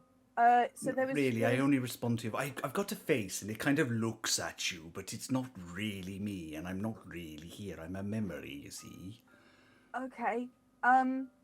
Is there anything you can do to help us with a bad situation that's happening where our friend is I'm sure temporarily you'll be fine, but kind of like not alive at the moment. I'm sorry, in life I could have helped you with that sort of thing, but I'm not actually really here, you see.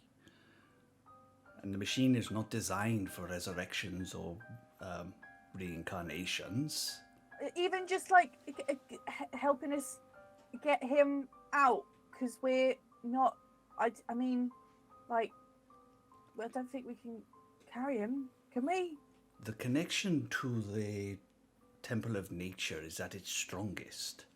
So any journey you take through the ways will be shorter unless you particularly want to meet anybody or go anywhere whilst you're in there.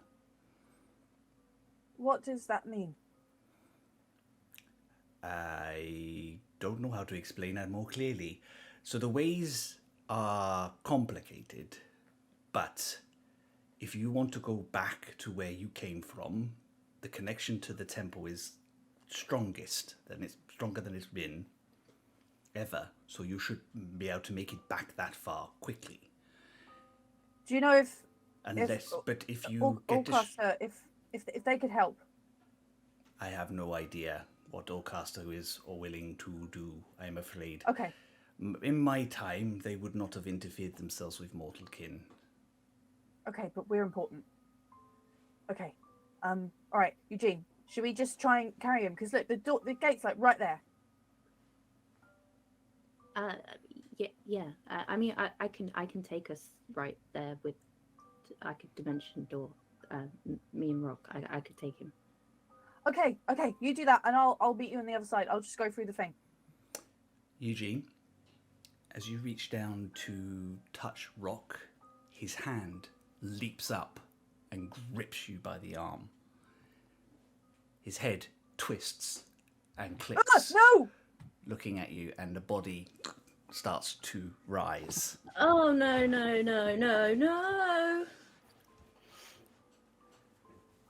I would like all three of you to roll initiative.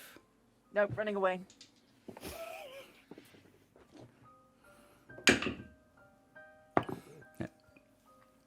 Oh, for once I actually rolled well on initiative. Amazing.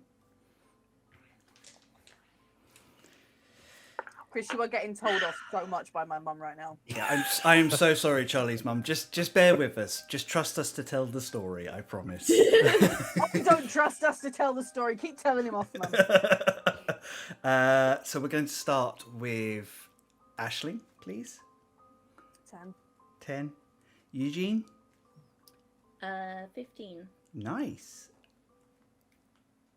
And the Vine Lord Sapling. 7. Eugene, you are up first. This thing is now on its feet, and it's not looking at you, but it is definitely looking around. Okay, I take it back. I don't want to go first. I am just going to swap to a map so you can all see what's going on. Just look at the pretty map. Don't think about what's going on, guys. Don't. It's fine. Look at the pretty colours. Look at the pretty colours. Everything's fine. Ooh. I don't even have therapy next week because she's away. Wow, I mean, I can't time these things. I try. You can punch me. Actually, no, you do kung fu. You can't punch me. Okay.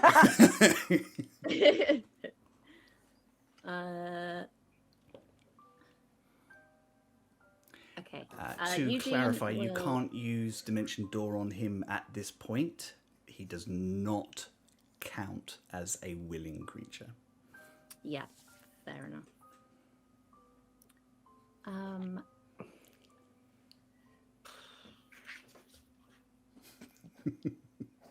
I just sorry, Mum, reading out all your texts on air, but Chris, Mum just said she'll feckin' punch you.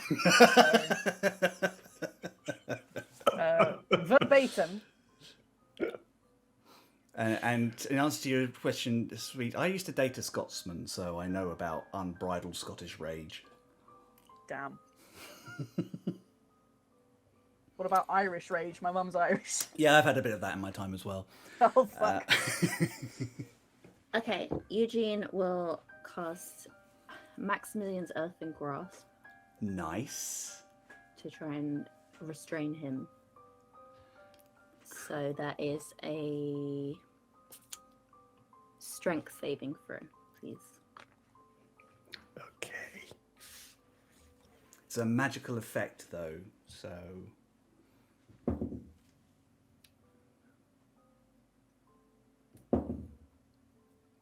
Do I add normal modifiers, Chris? You add your normal modifier. It's still your body. Which is obviously fantastic with rock strength. Very buff. Yeah. Well-known deadlifter, Rock. That's a 13. That is a fail. Cool. So it's 2d6 bludgeoning damage. So 8 damage. But it is now restrained. And I think Eugene is just going to look panicked at Aisling and be like, "What? Now what?" Can you dimension door under him? No, I can only take a willing creature, and I think it's safe to say he's not willing right now. I don't know. Maybe we should just get out of here and then ask Alacaster what to do. What? Leave him here? What's he gonna do? Ashling, it's your go. What would you like to do? Continue having this argument with Okay. you. I'm all for like conversation and things like that, but it's like these are like there are things happening and Wayne will need to do stuff. So Vine Rock is like held right now, fully restrained. Thrashing around though, trying to escape. Okay, well in that case, I'll try casting Whole Person to calm him down. You let the magic release. Can you give me the wording on Hold Person, please? Choose a humanoid that you see within range. Roctus no longer counts as a humanoid. Fuck my life. Okay. Don't suppose you also have Hold Monster. Nope. No, I do Rude. not.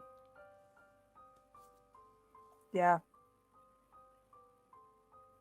What else? No, I think that's literally the only thing other than shielding myself or causing damage that I can do right now. Alabaster to say, I know this is difficult to hear, but that is not your friend. I know. But it looks like him. And it's in him. I think we should go, Eugene. Other amendment to agree with Eugene. If we lose Rock's body, we can't bring him back. Well, how are we going to get the stuff out of him without killing him? He's already dead. You know what I mean? Kill the thing in him. Yeah. Yeah, but like, how could I do that without? But like, We will repair the body if we need to later. oh, Do what if what it's you all need to fucked do. up? What if it explodes? Rock. Or should I say, a Vine Lord. No, don't. What do say you that. do? I Gets would like better. to try and pull loose from Maximilian's earthen grasp. Yeah, so you have to use your action to do that, but it's just Okay. a strength check against my spell save, which is 17. So you have to beat a 17. Oh boy, with my strength, that's going to be interesting. Oh, I rolled an 18. Oh. Also, you get advantage on spell effects, by the way. Okay, still 18. Cool. This thing twists and you hear cracking of bone as something moves in a way that it wasn't supposed to, and it just slides out of the hand and then rights itself. Do you want to do It's anything? ruining him. Yeah, so for movement, I'm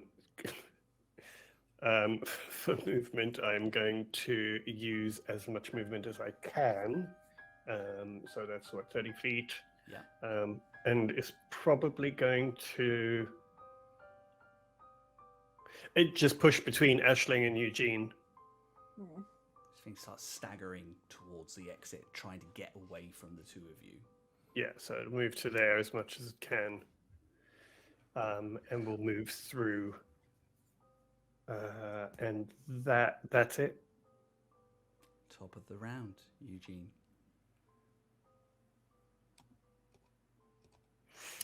Question, Chris, being Yeah. fair, would they get an attack of opportunity if I push between If them? they want to take it, they can both use their reaction to take an attack of opportunity. Because I can't really go around. Yeah, so I would have gone between them together.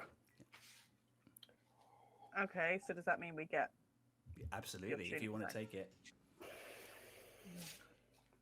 Okay, I trust Alabaster's logic, even though Ashling's brain is going like, no, you can't wreck it. I still rock. Can she see any particularly viney spots? The vines are growing with each second that passes. They are starting There. to encompass. It's starting to look less and less like rock.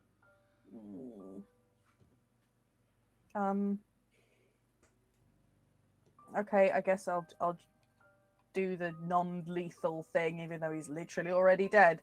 Yeah. And I'm gonna blast the leg zone, Cool. Eldritch Blast is the not. sequel to the Adventure Zone. Unfortunately, Eldritch Blast is not able to be used non-lethally. Oh, I know. And I'm you just don't saying, I'm have gonna shoot his legs. Warcaster, do you? I don't have what? Warcaster, so you can't use that as a reaction. No. No. So you. Oh don't- wait. you Oh can- shit. you Okay, can so only I just do, have you to. can only do the physical bonk. Oh, because it's an opportunity Oh. attack. Yeah. Got you. Okay. What should I use?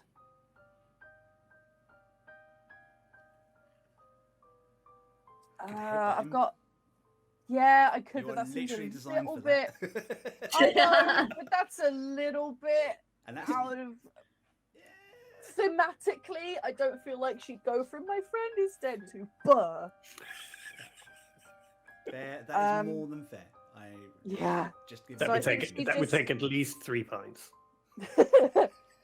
I think she'd just use her because she got a spear. I think she'd just Yeah. sort of like sweep his legs or something with the spear. Amazing. Roll attack, please. It's only a 13 to hit. What's your armor class? I need to check. 15. 15. Cool. So it manages to slip past your attack. She's Eugene, secretly glad that it did. yeah, Eugene, what are you going to do? As an opportunity attack. Yeah, This is- do you want to take one?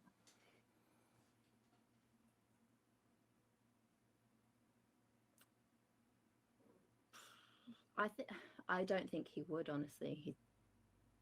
I don't think he would. Okay. Physical attack's not really my jam.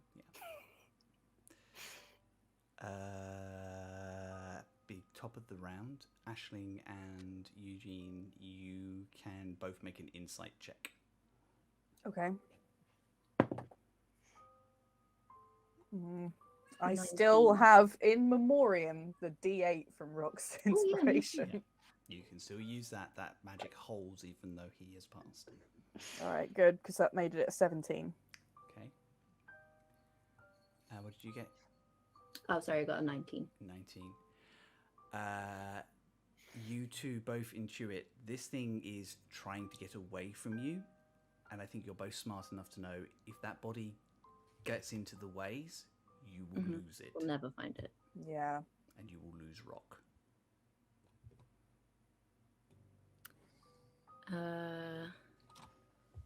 Top of the round, Eugene, it is your go.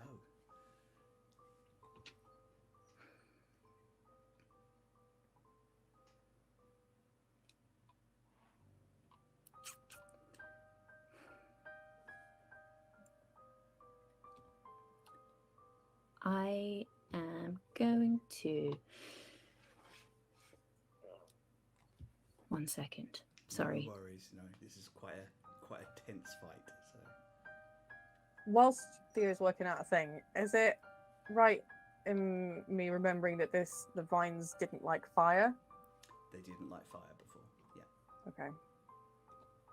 Okay, I am going to use one of my wizard abilities, benign transportations, to so I use my action to swap places with Rock. Does he have to be a willing participant? No. Oh, I like Wait. that. Oh, god damn it, it does. Yeah. Okay. No worries. It was a nice shot. It was a good idea. Good thought. Cool. I'll give you a second whilst you think about that one. Yeah, okay. Yeah. Sorry. No, you are fine. Yeah, so fire seemed to damage the creature that you have fought before much worse than anything else. Okay, in that case, we'll just Misty Step here, and then I will cast Firebolt. Firebolt, awesome. Which is a 13. 13 does not hit, I'm afraid. He just dodges around it.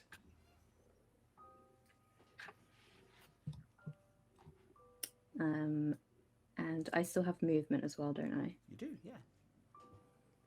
So I'm just gonna move here to try and sort of get in the way of Plant Rock and the exit. Amazing. Aisling, what would you like to do?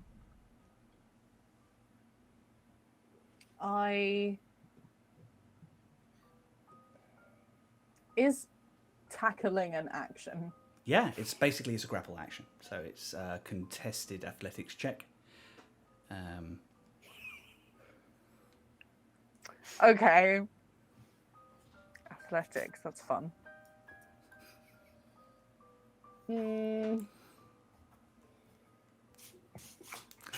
I know that you're making jokes in chat because you're masking the trauma. I just thought when you said that was great.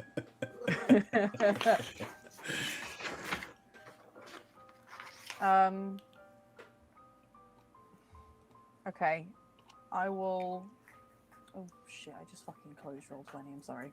Don't worry, Just closed it and then everything will be fine. Yeah, it's not quite how it works, but it's okay. You're all okay. Is my little... I have faith in you. You're going to figure this all out. Is she still there or did she disappear? No, she's there. Okay. You're still there. Yeah, you just... All right, cool. I'm going to get a wee bit closer Yeah. to Rock and cast Burning Hands. Yeah, It's perfect. a 15-foot cone, so... Yep. So it won't hit Eugene from there at all, which it will definitely incinerate the plant lord. Yup. Okay. 15-foot cone, dex saving throw. Make a dexterity saving throw, please, Wayne.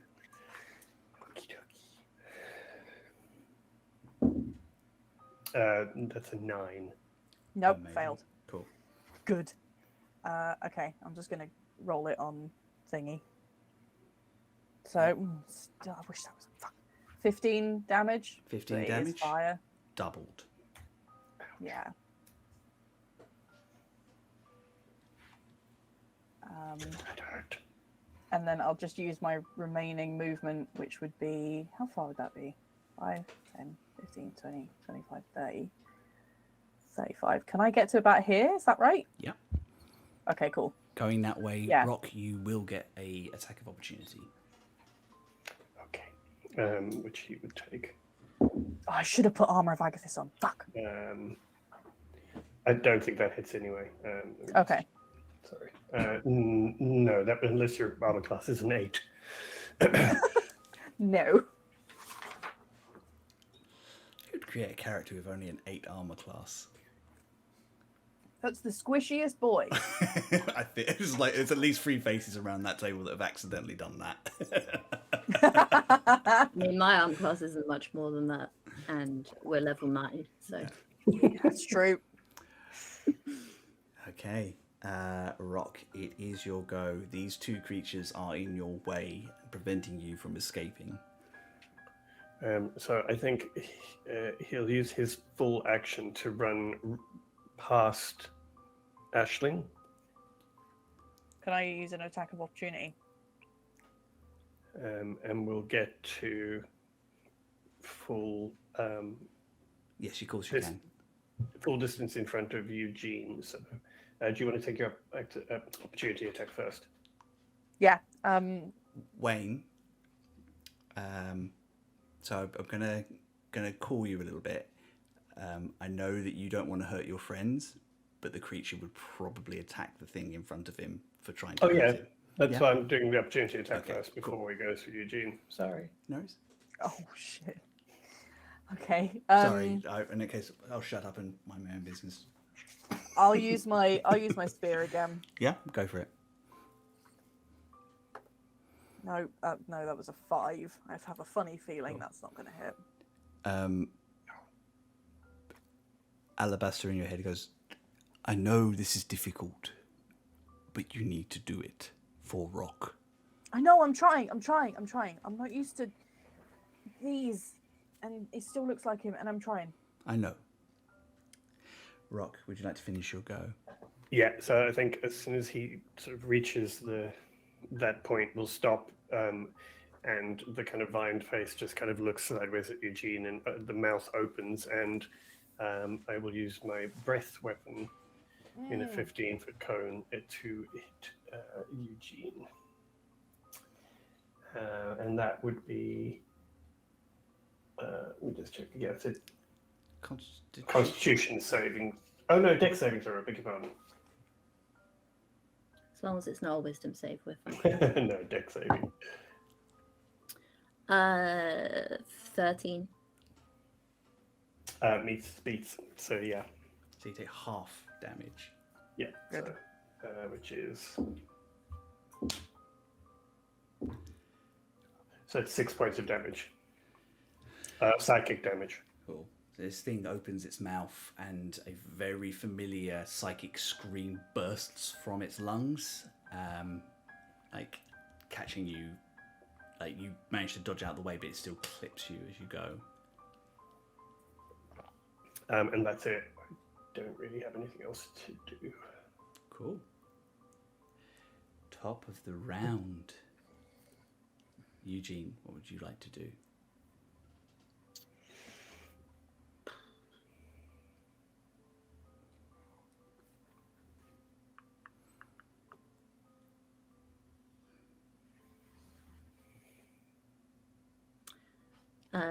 Okay. We are going to move back some. Well, that's never good when Eugene moves back. Oh no! Oh shit! Do I live stuck? Is this like? Oh boy. Just let me drag that over so people can see. Sorry. No, you're fine. Moving too far away. No, it's fine. I was not expecting you to stay in that one location anyway. This is the equivalent of Eugene cracking his knuckles, getting ready. Yeah. Okay. So I don't know if I've cast this yet, actually. So kind of, I'm gonna aim this in the space in front of, well, like including Rock and then in front of him, so it's 20-foot square. Lovely. But basically underneath Rock and in front of Rock, you see like the familiar purple portal appeared when Eugene cast spells. But instead of one big portal, it's lots of small portals, and out of each one of them comes like these like kind of eldritch looking squirming black tentacles, and the ones that are in the vicinity of Rock try and wrap around him, and that is a dex save. Oh boy. It's a 12. That is a fail. So that is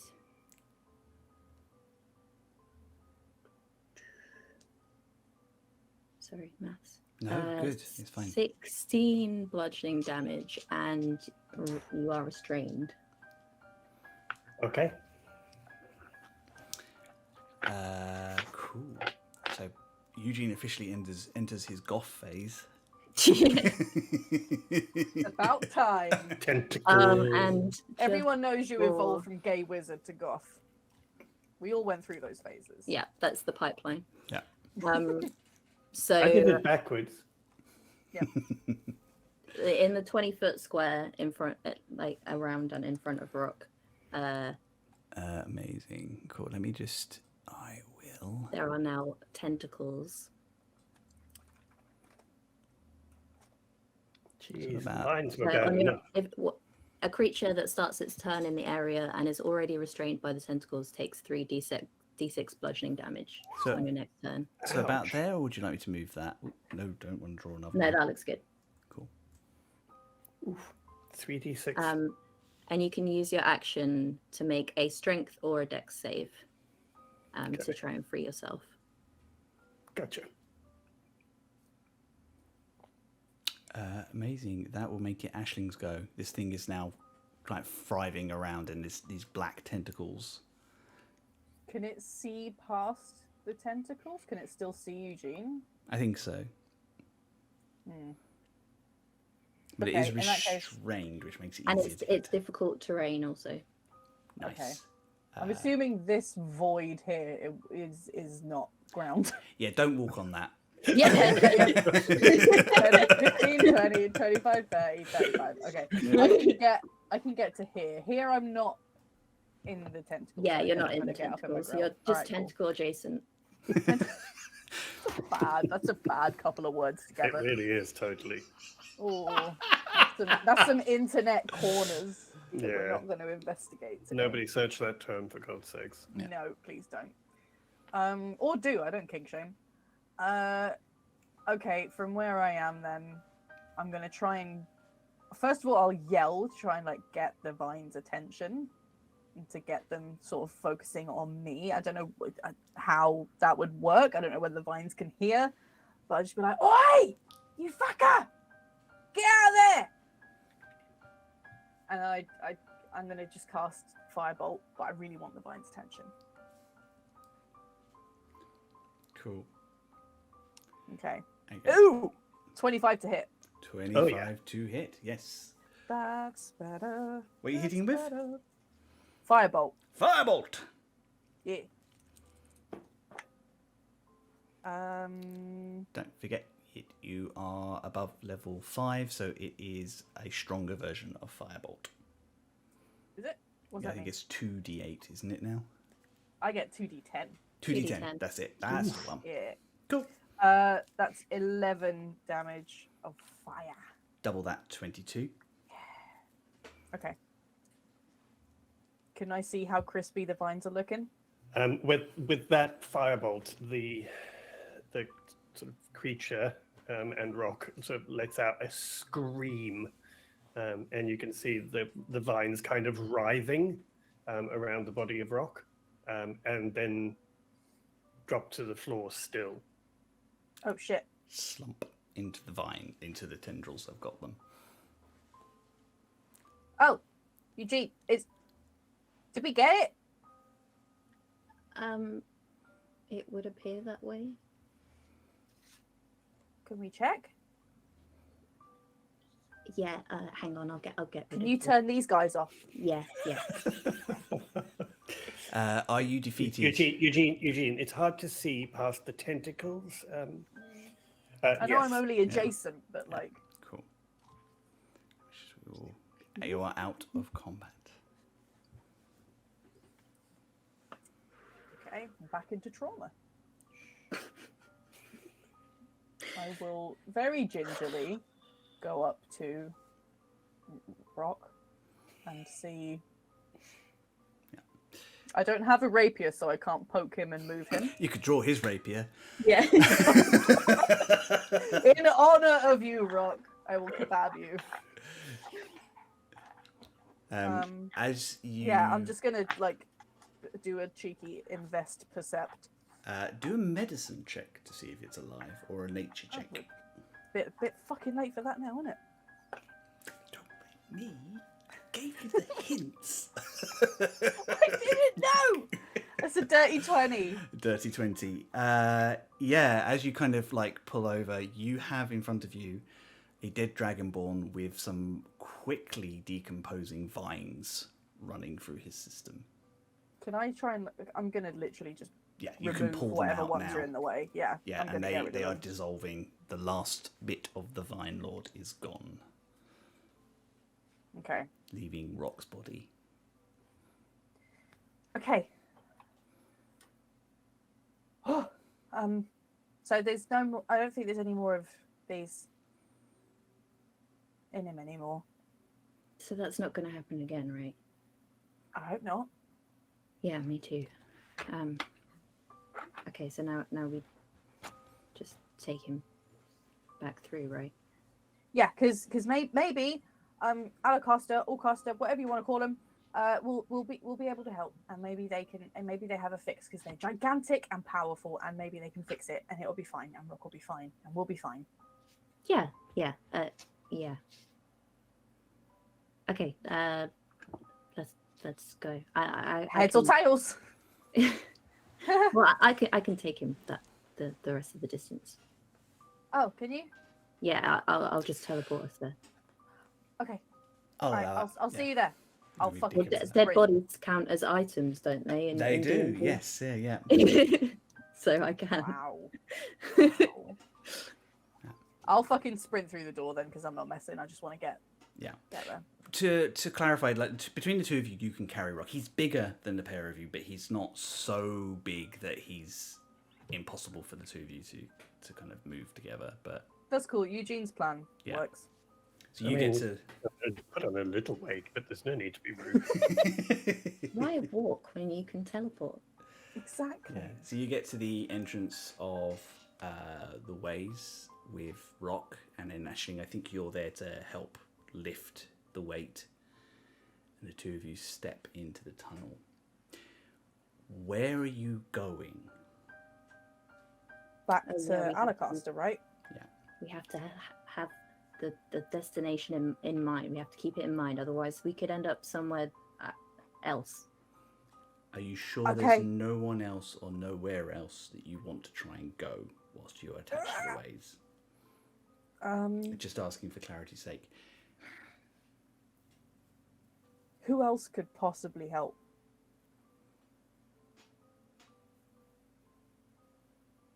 Do we know any clerics? Where's your magical Unfortunately spreadsheet? not, no. I don't think you've met. Hang on, have you met any clerics? You've met some, but only in passing, and you're not very familiar with them. No, lots of thieves Lots of thieves and rogues. and wizards Maybe they can rob the death out of you. and druids. That works. Scary druids. Can I ask Alabaster? Can I sort of say what? Okay, so we can go straight to Alacaster, and they might be able to help. But Yes. like, is that a good plan? Yes, or we might be able to ask Thronesblade, but I don't know what she would exact in tax for Yeah, her help. What could she do? I don't know, but she's a divine being. Or I mean, Alacaster seems like they owe us a favour. That's probably safer in the long run. Yeah, but I don't give a shit about that. We need Rock back. I mean, he's a being of life. Maybe? Well, I mean, if you're going to get anyone back to life, it should be the Temple of fucking Life, shouldn't it? I would hope so. Okay. Okay, so Throne's Blade as second option. That's good. More than one option. And then try Alacaster first. And can you help me concentrate on Alacaster? Because mine's a bit busy and loud and swirly at the moment. Whilst they're having this conversation, Eugene, you feel a tug at your ear, and you look and find Pocket is there, clutching that piece of paper that Feather gave you. What's that bit of paper again? I can't remember. It's Oh no, basically date, remember? Hmm? Hey, It's a shopping list. Is this a good time? Better not say eggs on it. yeah, we're supposed to get eggs on the way home. The piece of paper, remind me, Chris. It just helps. It assures you get to your destination. It is a quicker way of moving around the ways, but it's a one-use thing. At Feather, they gave me this. It will help us to make sure we get where we want to go. Oh, good. All right. Perfect. So we let's definitely want to go to the Allcaster, right? Yeah. Alabaster said that maybe Throne's Blade would be able to do something, but he doesn't know what, and he doesn't know how much it costs. But I don't care. We should just try Alacaster first, and then maybe Throne's Blade if we need to. Well, it is the Temple of Life, right? Exactly. That's what I'm thinking. If they can't help, then what's even the point? False advertising. It's bullshit. Maybe So we can put in a complaint. yeah. Ashling's like on the verge of tears the entire time she's speaking. I think the two of you have Rock hung between the two of you, and you're kind of looking at each other just under his chin, and you can pick up on the tightness and the emotion that the other has. I'm gonna like squeeze Eugene's shoulder a little bit if I can reach it. Yeah, easily. Just in a little, we got this, bud, kind of way.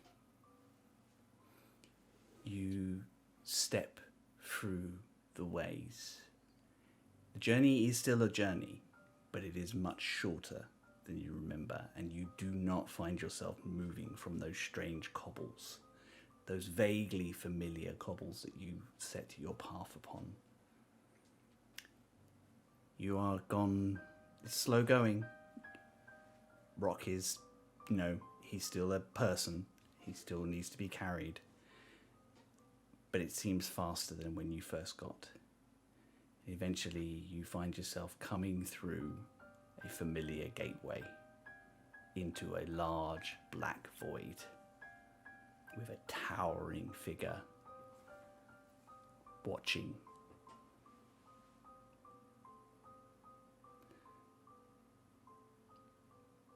You are greeted by silence, and the Allcaster looks upon you. I'm gonna shatter that silence by yelling. Have returned. Yeah, but there's only like two of us now, in case you couldn't tell. We could really, really, really, really, really do with a hand. Please, please, please, please, please. Kind of this gigantic head comes down and looks at the three figures before them. Oh, precious Faye. Young child, I could breathe embers on what was there, but I cannot fetch a soul once it has gone beyond the veil. Can we? How do we do it? I can send you back to your world directly. Are there any there? Any druids or clerics who may be able to find what you look for? Eugene, do we know any Well, there's druids or clerics? the druids that we met in the temple before this temple. That's true. What with Fulton? Yeah. Okay. Yeah, the archdruid. Yeah, I mean we've helped them, right? They'd be alright helping us. Yeah, I don't think I know any clerics though. No, I don't. You wish for this? If that's what you think would help. He puts down this massive hand as flat as he can, and this tree growing off the side of it creaks open in a familiar way, and that green portal you've seen before. Go with my thanks and return when you can. I will hope for Rock. Okay. You. Thank you. Kind of as you're kind of coming down, you see that, like, just a further up, Red is holding onto a branch of a tree and is visibly trembling and just waves, not really knowing how else that they can help. Thank you, Red. You step out onto brass platforms again into the temple. There is a rush of sound. Are you screaming for help as you... Oh yeah. Yeah. It is hard to say what happens. The next few minutes are just motion. There are figures all around you. Rock is taken from you in a gentle sort of, we've got him, it's okay. Can I hold Eugene's hand while this is happening? Yeah. Like, and you're not left alone. Like, you find yourself sat down and a blanket is thrown over the two of you.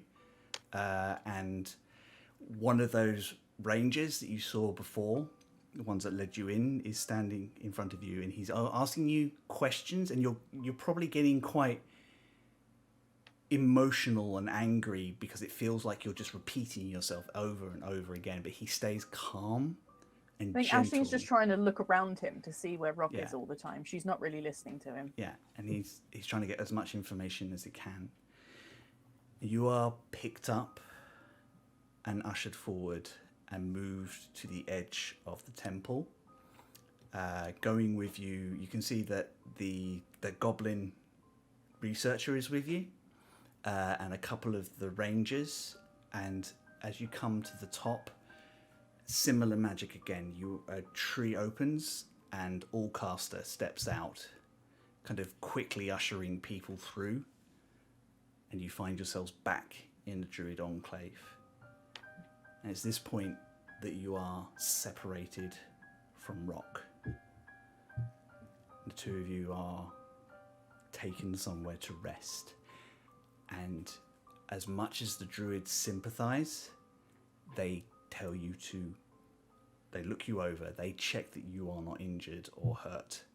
I'm fine, I'm fine. They answer your questions as best they can, but they don't really explain what's happening with Rock at the moment. And they just assure you that conversation will happen. Look after yourselves right now. Ashley doesn't like that. No. As much as you can, you are given some time to rest and process and reflect. And eventually, Sib comes to the pair of you. And she pushes her way into the canvas and she doesn't wait. She just doesn't sort of say anything. She just holds open her arms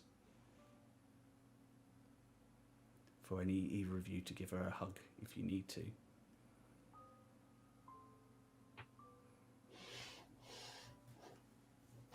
I don't know. What would... Yeah, I think she's sort of looking to Eugene to be like, do you need a hug? It's been quite an emotional day, and there is always, although she's quite stern, there is something quite motherly about Sib. Yeah, I think Ashling's kind of more frustrated and a bit angry at the moment. I don't know if Ashling would fine. immediately go for a hug. I think she's just sort of sitting there like, I haven't got time for fucking hugs. Where is Rock? Yeah. I think Eugene is initially sort of a similar thing, but then he does think about how nice it would be to have a hug from his mum, and then this is like the closest it's going to get in this instance. So yeah, he does give her a hug. And that emotional load just pulls. And I don't know if you know that you've been holding your breath that way for so long, but it does feel like you are just letting go. Yeah, I think he definitely just starts sobbing and like kind of letting it all out. She just holds you and listens. And when you are calm enough and you've let some of it go, she just guides you back to your seat. What's going on? Where is he? He has gone beyond the veil. I found traces of sickness that have been lingering for days in him. Do you have... We didn't know. He didn't say anything. Why didn't he say anything? She just gently holds your hand. I cannot answer those questions. You know what sort of person Rock was or why he might have hid those. I cannot tell you. But it is not anyone's fault. He has gone beyond the veil. He is with Brother Moon. There are things that can be done. They are not in the purview of the druids. What things? A soul can be returned to its body. It is technically against the tenets of what we do here. I have something else I can offer, but a cleric would be able to return your friend if he wants to come back. The other alternative, and the only thing we can do here, is reincarnate. Druids do not have access to the realms of the soul.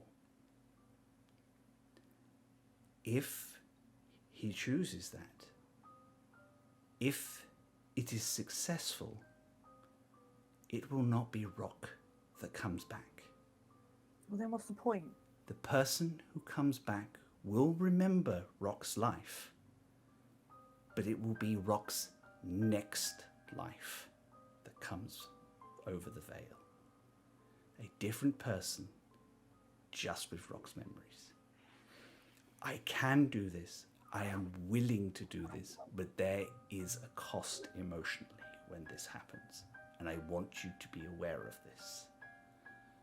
A cleric can reach across the veil on behalf of a god and coax the soul back. Well, where's the cleric? Is We there do one not here? have clerics here.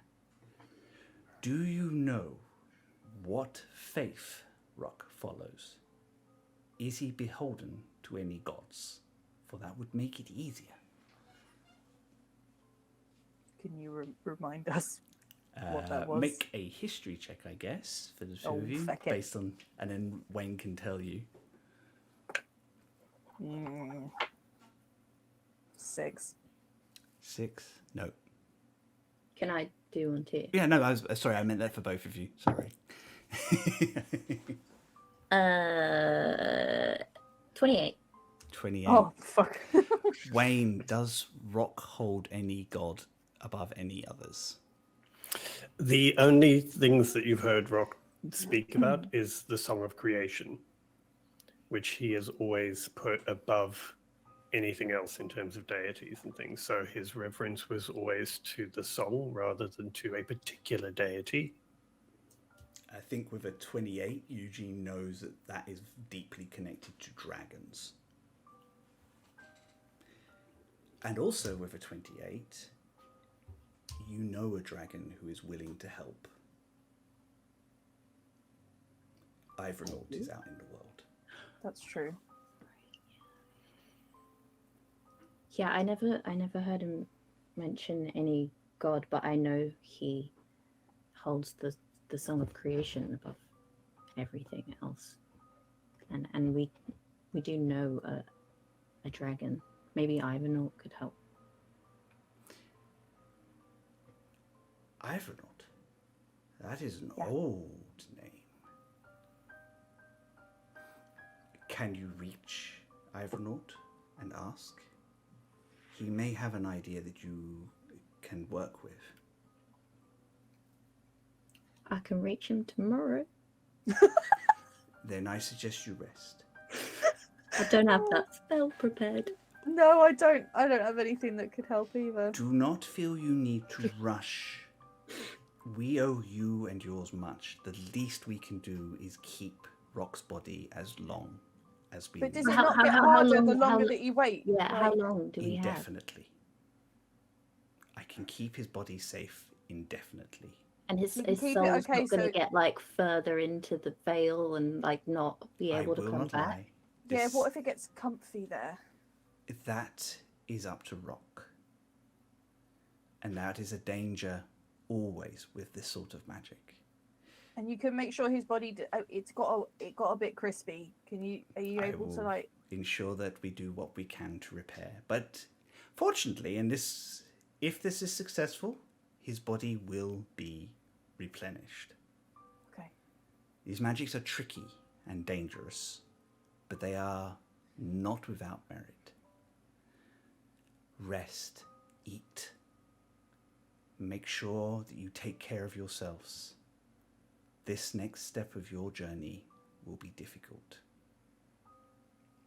I will ensure you have help. How? Who?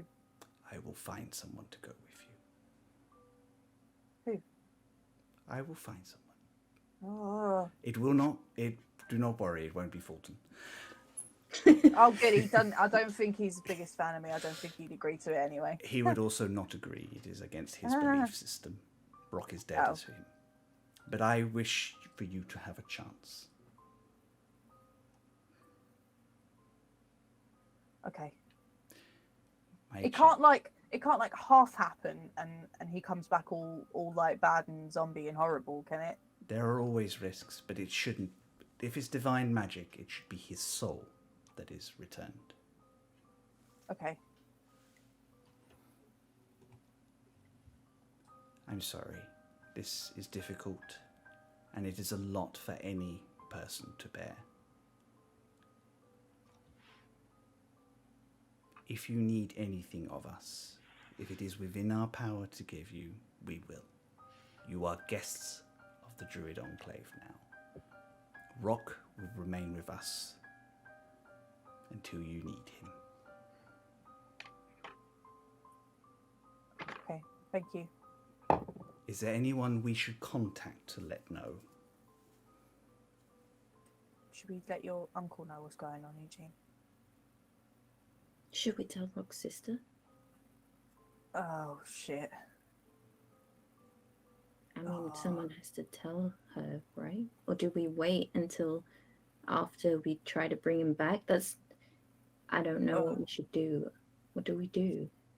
What if we tell her and then she doesn't like the idea of us trying to get him back? Well, why would she not like the idea of us trying to get him I back? don't know. Fucking Fulton doesn't like it. People are weird about this kind of stuff. I don't feel good about not telling her, though. Okay. Okay, so we should tell her. Do we have to do it?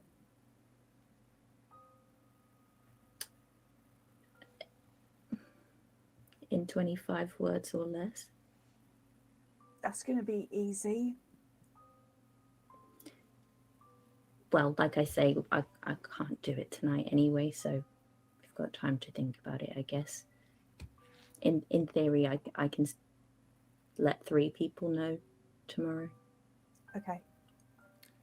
The sending stone you have does go back to your uncle and the team directly.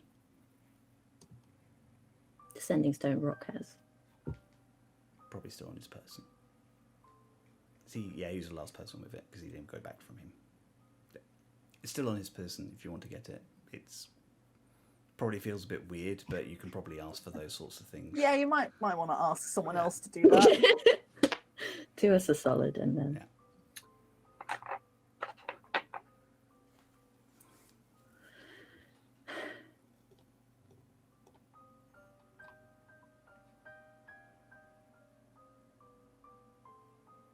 So you ask one of the druids as they go past, and they, of course, no problem. And within a few minutes, they return with a familiar blue stone, and 2 mugs of tea in a pot as well. The archdruid's orders. She says that she would like you to drink something. Ashling doesn't really feel up to it. No, I think she's still all, like, knotted up and I'm like, yeah. I think she's almost a little bit angry with Rock because she was like, "She fucking said something." Fair. So she's a bit sort of scrunched up at the moment. There's a gentle sort of soothing coming from the back of your mind. He's not saying anything, but he's just there. You have I think Eugene would. I know Aisling said she didn't want anything, but I think he would pour her a cup of tea anyway, and just sort of slide it in front of her. My mum always said that there's nothing that can't be improved with tea. Okay. I'll sort of look at it and poke it a bit. Eventually, maybe I'll pick it up and try some, but I'm mostly just sort of, you know, when you push food around on the plate, I'm kind of doing the equivalent of that. Cup of tea. You have the sending stone now. So should we tell everyone back at the house? Yeah, I guess so. Could they do anything for us? Could they, like, I don't know, get anything ready? Or how are we going to get to where we need to get to? Good question. Are we going to need our ship? Or maybe the druids could help us get somewhere. Yeah, they do that tree walking thing. okay. Are there any medical staff nearby that I could ask? Druids Sister? all over. There are druids and rangers like back and forth. It's actually very busy. I think at a couple of points in time, like some people have come and asked you exactly what happened. There are a couple of researchers who look like they want to come and talk to you about what happened inside. No. But every time they come close, a druid just steers them away. Good. So otherwise I'd firebolt them away. You are left to your own devices for the best part. Like, if you want to talk to people, they're there, but like most people are just trying to give you some space because you've been through a lot and you just need time to kind of process. I think Aisling would grab the nearest person and just sort of, ask them. So we need to get somewhere in the morning really, really quickly. how do you have a way for us to get to places quickly? Well, the more powerful druids could tree stride you anywhere around the forest, but most of us are not familiar with trees outside, and they're not connected. They have to be connected to the.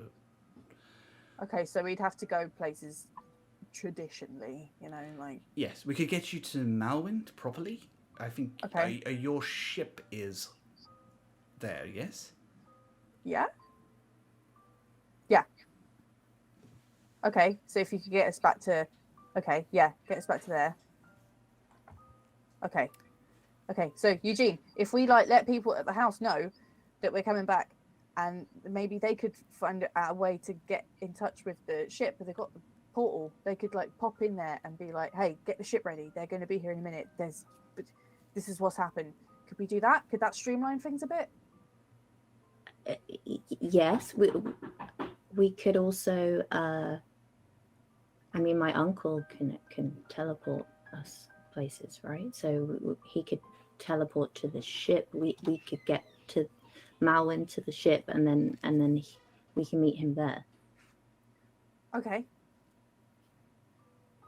Okay. That seems like a plan, right? But we need to find a cleric, don't we? At the moment, your best option seems to talk to Ivernaut. Yeah. So if we get on the boat, we can get to Ivernaut, right? Whereabouts would Ivernaut be? You don't know. He went off to find himself in this new world.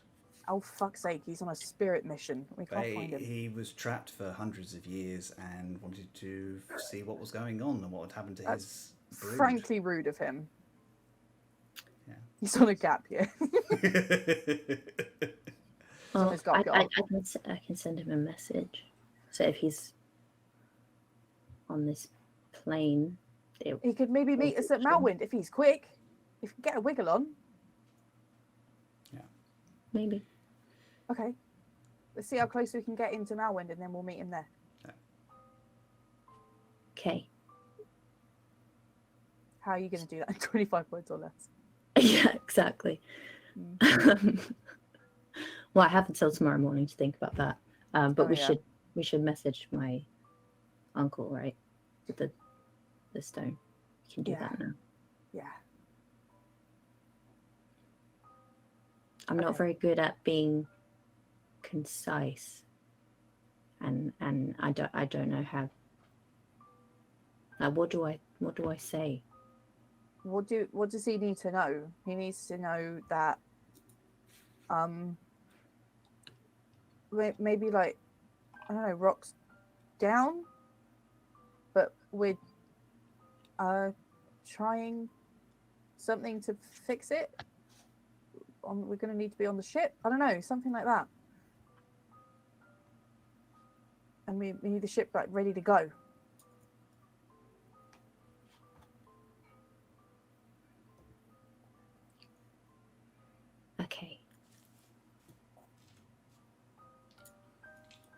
Okay, I will use the sending stone. Okay.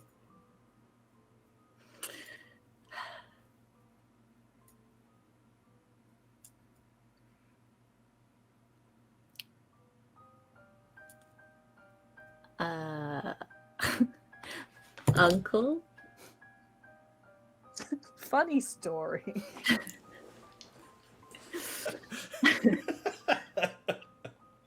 Oh my god, what a day. Oh my god, so... We made it back from the waves.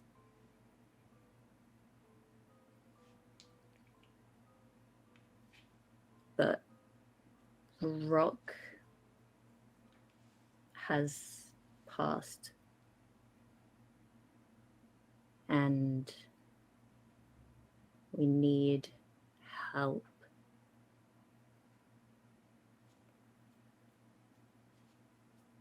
Can you meet us at the ship, Malwind, tomorrow morning? Perfect. 25 on the nose. Nice. There is a pause, because a stone doesn't work the same way as a sending spell does. And then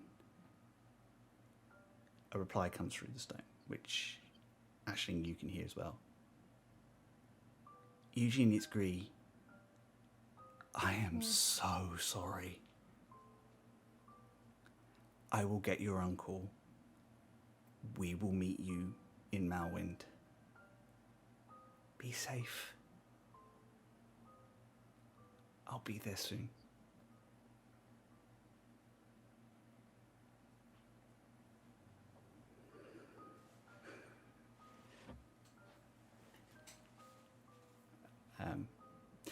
A little while later, you get a message from Uncle Perp. Don't worry, we will figure this out. I will teleport as soon as I can. Meet you at the ship. Are you okay? Is Aisling okay?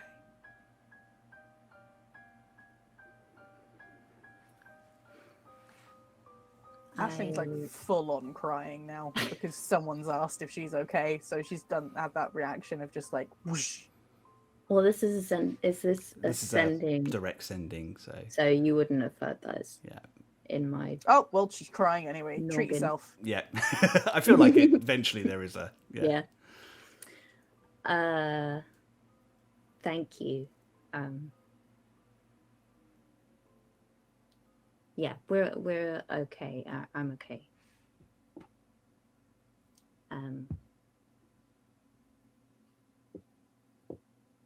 I just hope there's some way to fix this.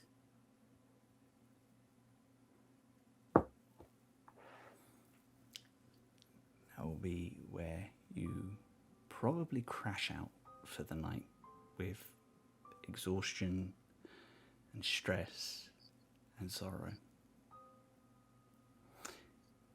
But our eyes drift elsewhere. In a strange little bakery covered in coloured cakes and strange bottles, a white dragonborn sits unexpectedly at a coffee counter, a warm mug in his hand, looking quite confused about how he got there. Rock, you find yourself somewhere else. Looking around, after a minute or two, there is a of a door, and a middling height human male with silvery white hair, wearing leather armor with a bow strapped across his shoulder, walks in, puts the bow down, walks over behind the counter. How are you doing?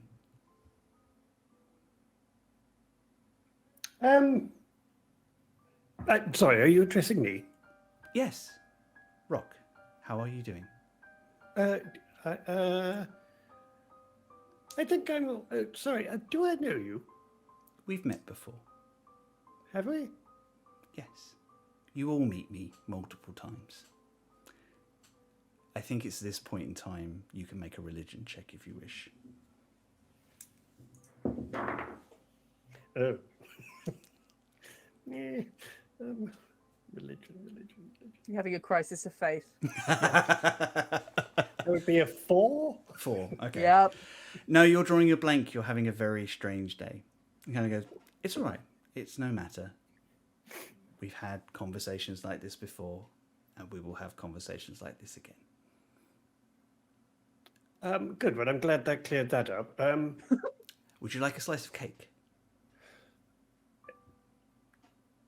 Sure, why not? Cut Do you have anything stronger than coffee? Well, we can do. I just thought this would be cozy and warm whilst we wait. Wait for what, exactly? How long have I been here? You just got here. I just brought you here. And kind of pops his cake in front of you, and taps your mug, and there's a kind of like a slight whiskey smell to the coffee that you've got in front of you. Oh, that's much better. Thank you.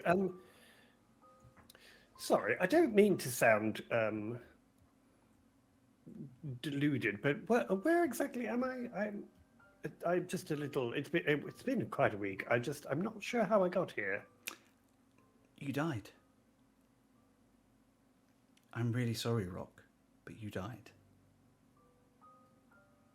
And now Oh, there is a chance that you could return. So before I take you to they who live behind the veil and they send you on your way, I must wait and hold you here for a little time. what exactly are we waiting for? Is there like a sign or? For them to do what must be done, and for you to decide what is best for you. Right. Well, I mean, this is really quite inconvenient. There's quite a lot happening. It does seem that way. He kind of pours himself a coffee and like pulls up a chair just the other side of you. And he's kind of, you settling in now, you see these, for a second, there's like a flash of white across his eyes, and they're almost like crescents. And then I think suddenly now- it occurs to you. Now who that you're he's talking told to. me that I have died, I think Rock suddenly kind of going, oh, This is Brother Moon. He who will ferry you past the veil. right. Well, I mean, to be honest, I'm not entirely sure what to do with this information. So we're just waiting here. So Yes. You may have some company whilst you wait as well. Some will try and convince you to go with them. Some will convince you to try and keep on your journey. But at the end of the day, only you can make the choice. I mean, this seems like a lot of sort of bureaucracy for something as simple as death, to be honest. But mean- fair enough. I mean, I was content to just take you, but your friends made an active decision. One that has rippled through the world. And I think it's Wait. only fair. Are they okay? Oh, they're fine. Right. So Well, the that- the spell thing and the whole the orb thing, that was all. That's. I mean, I don't know if you know. You this, did it. but- And I don't think Oh, good. anyone's had chance to acknowledge that yet. But you did it. No, I don't think we even paid attention to whether it worked or not. Good. Well. So is this kind of normal that people sort of have a? I mean, don't get me wrong; it's a lovely place, but a waiting room for passing on. It really does seem a little. Oh, I mean, it's been many things. Sometimes I walk people up a beach. Sometimes it's a train. Oh, you wouldn't know what a train station is. Sorry. Many lives, many existences. But you and I have walked this walk before. You, in your past lives, have died, and your friends have rescued you. And I feel like they're going to try and do it again. No, I'm pretty sure I'd remembered if we'd met. There is something very familiar about all this to you, but you can't. It's like an itch, like almost like a deja vu to it. So how long? What can I do? What do I need to do anything? I'm a little unclear as to who does what and what the kind of. What you need Protocols to are do here. is think. Have you got everything you need from this life? Would you return if that chance comes? And if not, are you comfortable moving on to your next existence?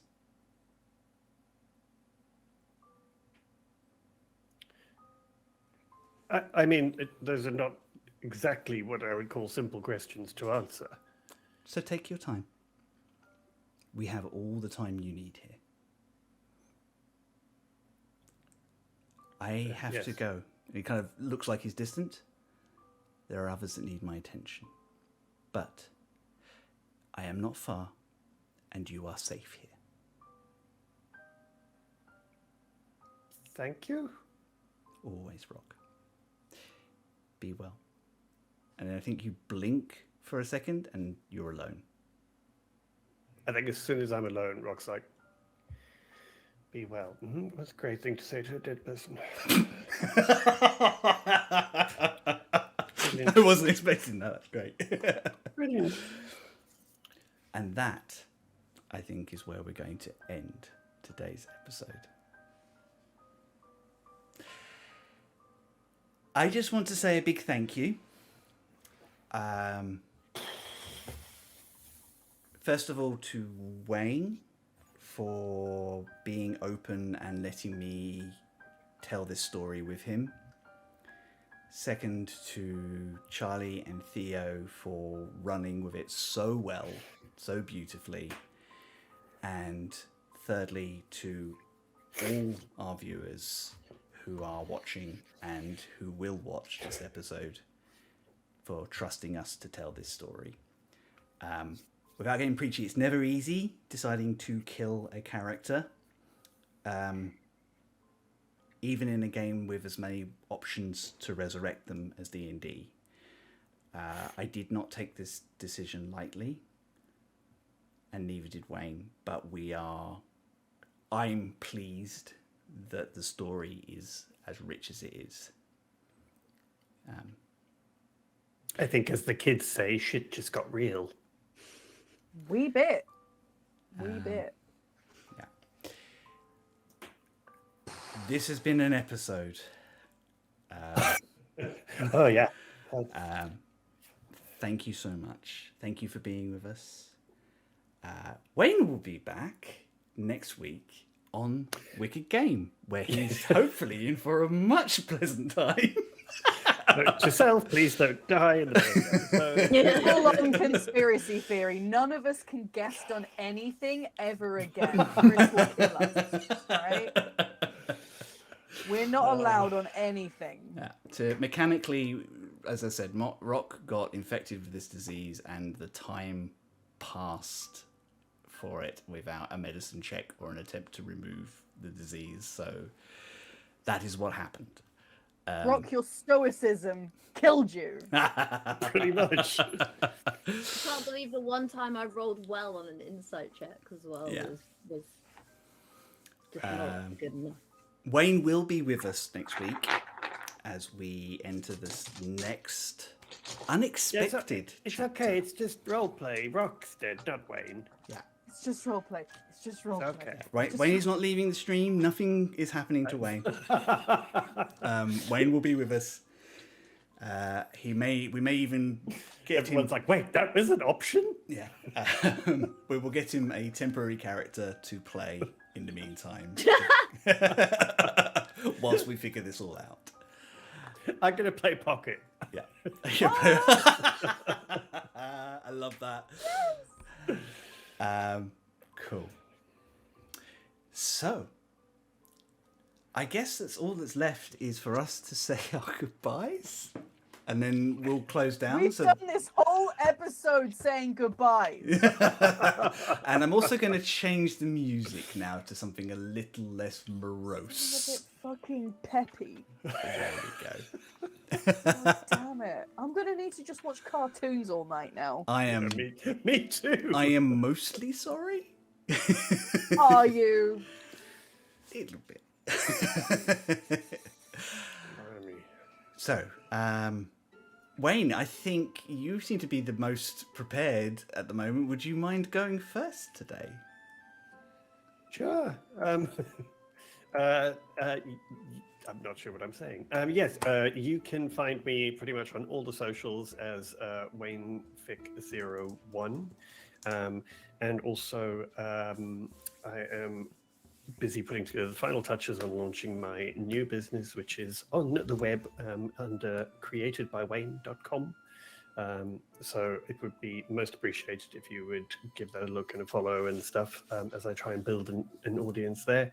And just to say thank you to everybody for today, and thank you to Charlie and Thea and to Chris for putting this together for us. And thank you everybody for coming along, and to Dungeon Delves for giving us a raid. And it's amazing. Yeah, Thank you. Thank you. Amazing. Thank you. Theo, would you like to go next? Yes. I have been Theo, and you can find my illustration and stuff on theoblueillustration.com, and there is links to my social medias on there if you wish to follow me and stuff. Yeah, thanks for joining us, everyone, as usual. Yeah, For Love this having you fun all. Sunday night stream. Yeah. Lucy. And thank you for keeping me laughing with all the trauma jokes in chat. The gallows humor. Yeah. Yes. Gallows humor is definitely my way to cope with things. So thank Yep, absolutely. you. Charlie. Seconding all of that, you guys are all amazing. Thank you for coming. Sorry. My shop is charlievince.com. That's got my portfolio and stuff as well. I've got some custom character slots in there if you want to help me pay for the We could get a extra therapy memorial I'm of gonna rock. need. Get a memorial of rock in memoriam You shall live on Amazing. forever in of our our main hearts. man Rock. If you want to commission one of them, fucking go for it. It's an extra tenner if you want me to draw a gravestone. Yeah, it's called R.I.P. Yep. So help me pay for therapy and buy my stuff. And thank you. And love you, Mum. Hi, Mum. Love you, Mum. Oh, Hi, Charlie's mum. Hi, Charlie's mum. I am so sorry. Sorry, Charlie's mum. just stick with us. This happens. We will find some way to tell this story. I in a didn't way. know anything about it, Charlie's mum. Hey, I'm look, innocent in all look of what I fucking drew on my little sheet. Little. No, Started Charlie! already. It's not even in the ground yet. Oh, that's amazing. Outrageous. Oh, see, it's Wow. not That's just how I me. cope with my bullshit. You guys can have your gallows humor. I'll draw my incredibly dark shit that helps me feel better. I have been Chris. If you still want to follow me after I've done this to you, you can my find God, Chris. all my stuff Unsubscribe. at Chris Mepham RPG on all the socials, or find my links at chrismepham.com/links. I have room for commissions if you need them. Please just get in touch and we can chat about what you need and how we can go ahead. I am revamping my commission system and I will give a proper update with that as soon as I'm able. Other than that, I will probably hide for the rest of this week because people are going to be mad at me. So, For real though, love you, Chris. Thank like you. this is it's fucking definitely did a significant cry today, but it was a really good story and it was really good, and yeah. still love you even though, oh my god, I- I'm really glad I hairsprayed on my eyeliner today. I Disaster. hope people enjoyed this and it wasn't too traumatic for people. But yeah, I mean, if this has brought anything up, please do make sure that you are talking to people about what it covers and how it feels to you. I know that from a personal experience, sometimes you don't expect it and it can come out of left field. So make sure that you're talking to people, make sure that you are getting the help you need. Listen to your body. Body keeps the score. Yeah. If it's telling you you want to do something, get cozy. Yeah. And DMs, if you're going to kill your characters, just make sure you do it respectfully. We have been Some Other Heroes. We love you very much. We will be back next week. This story is carrying on, and we will find out if our wonderful chaos duo can save their friend from his fate. When? We love you very much. Mwah. I gotta find the end screen now. Bye!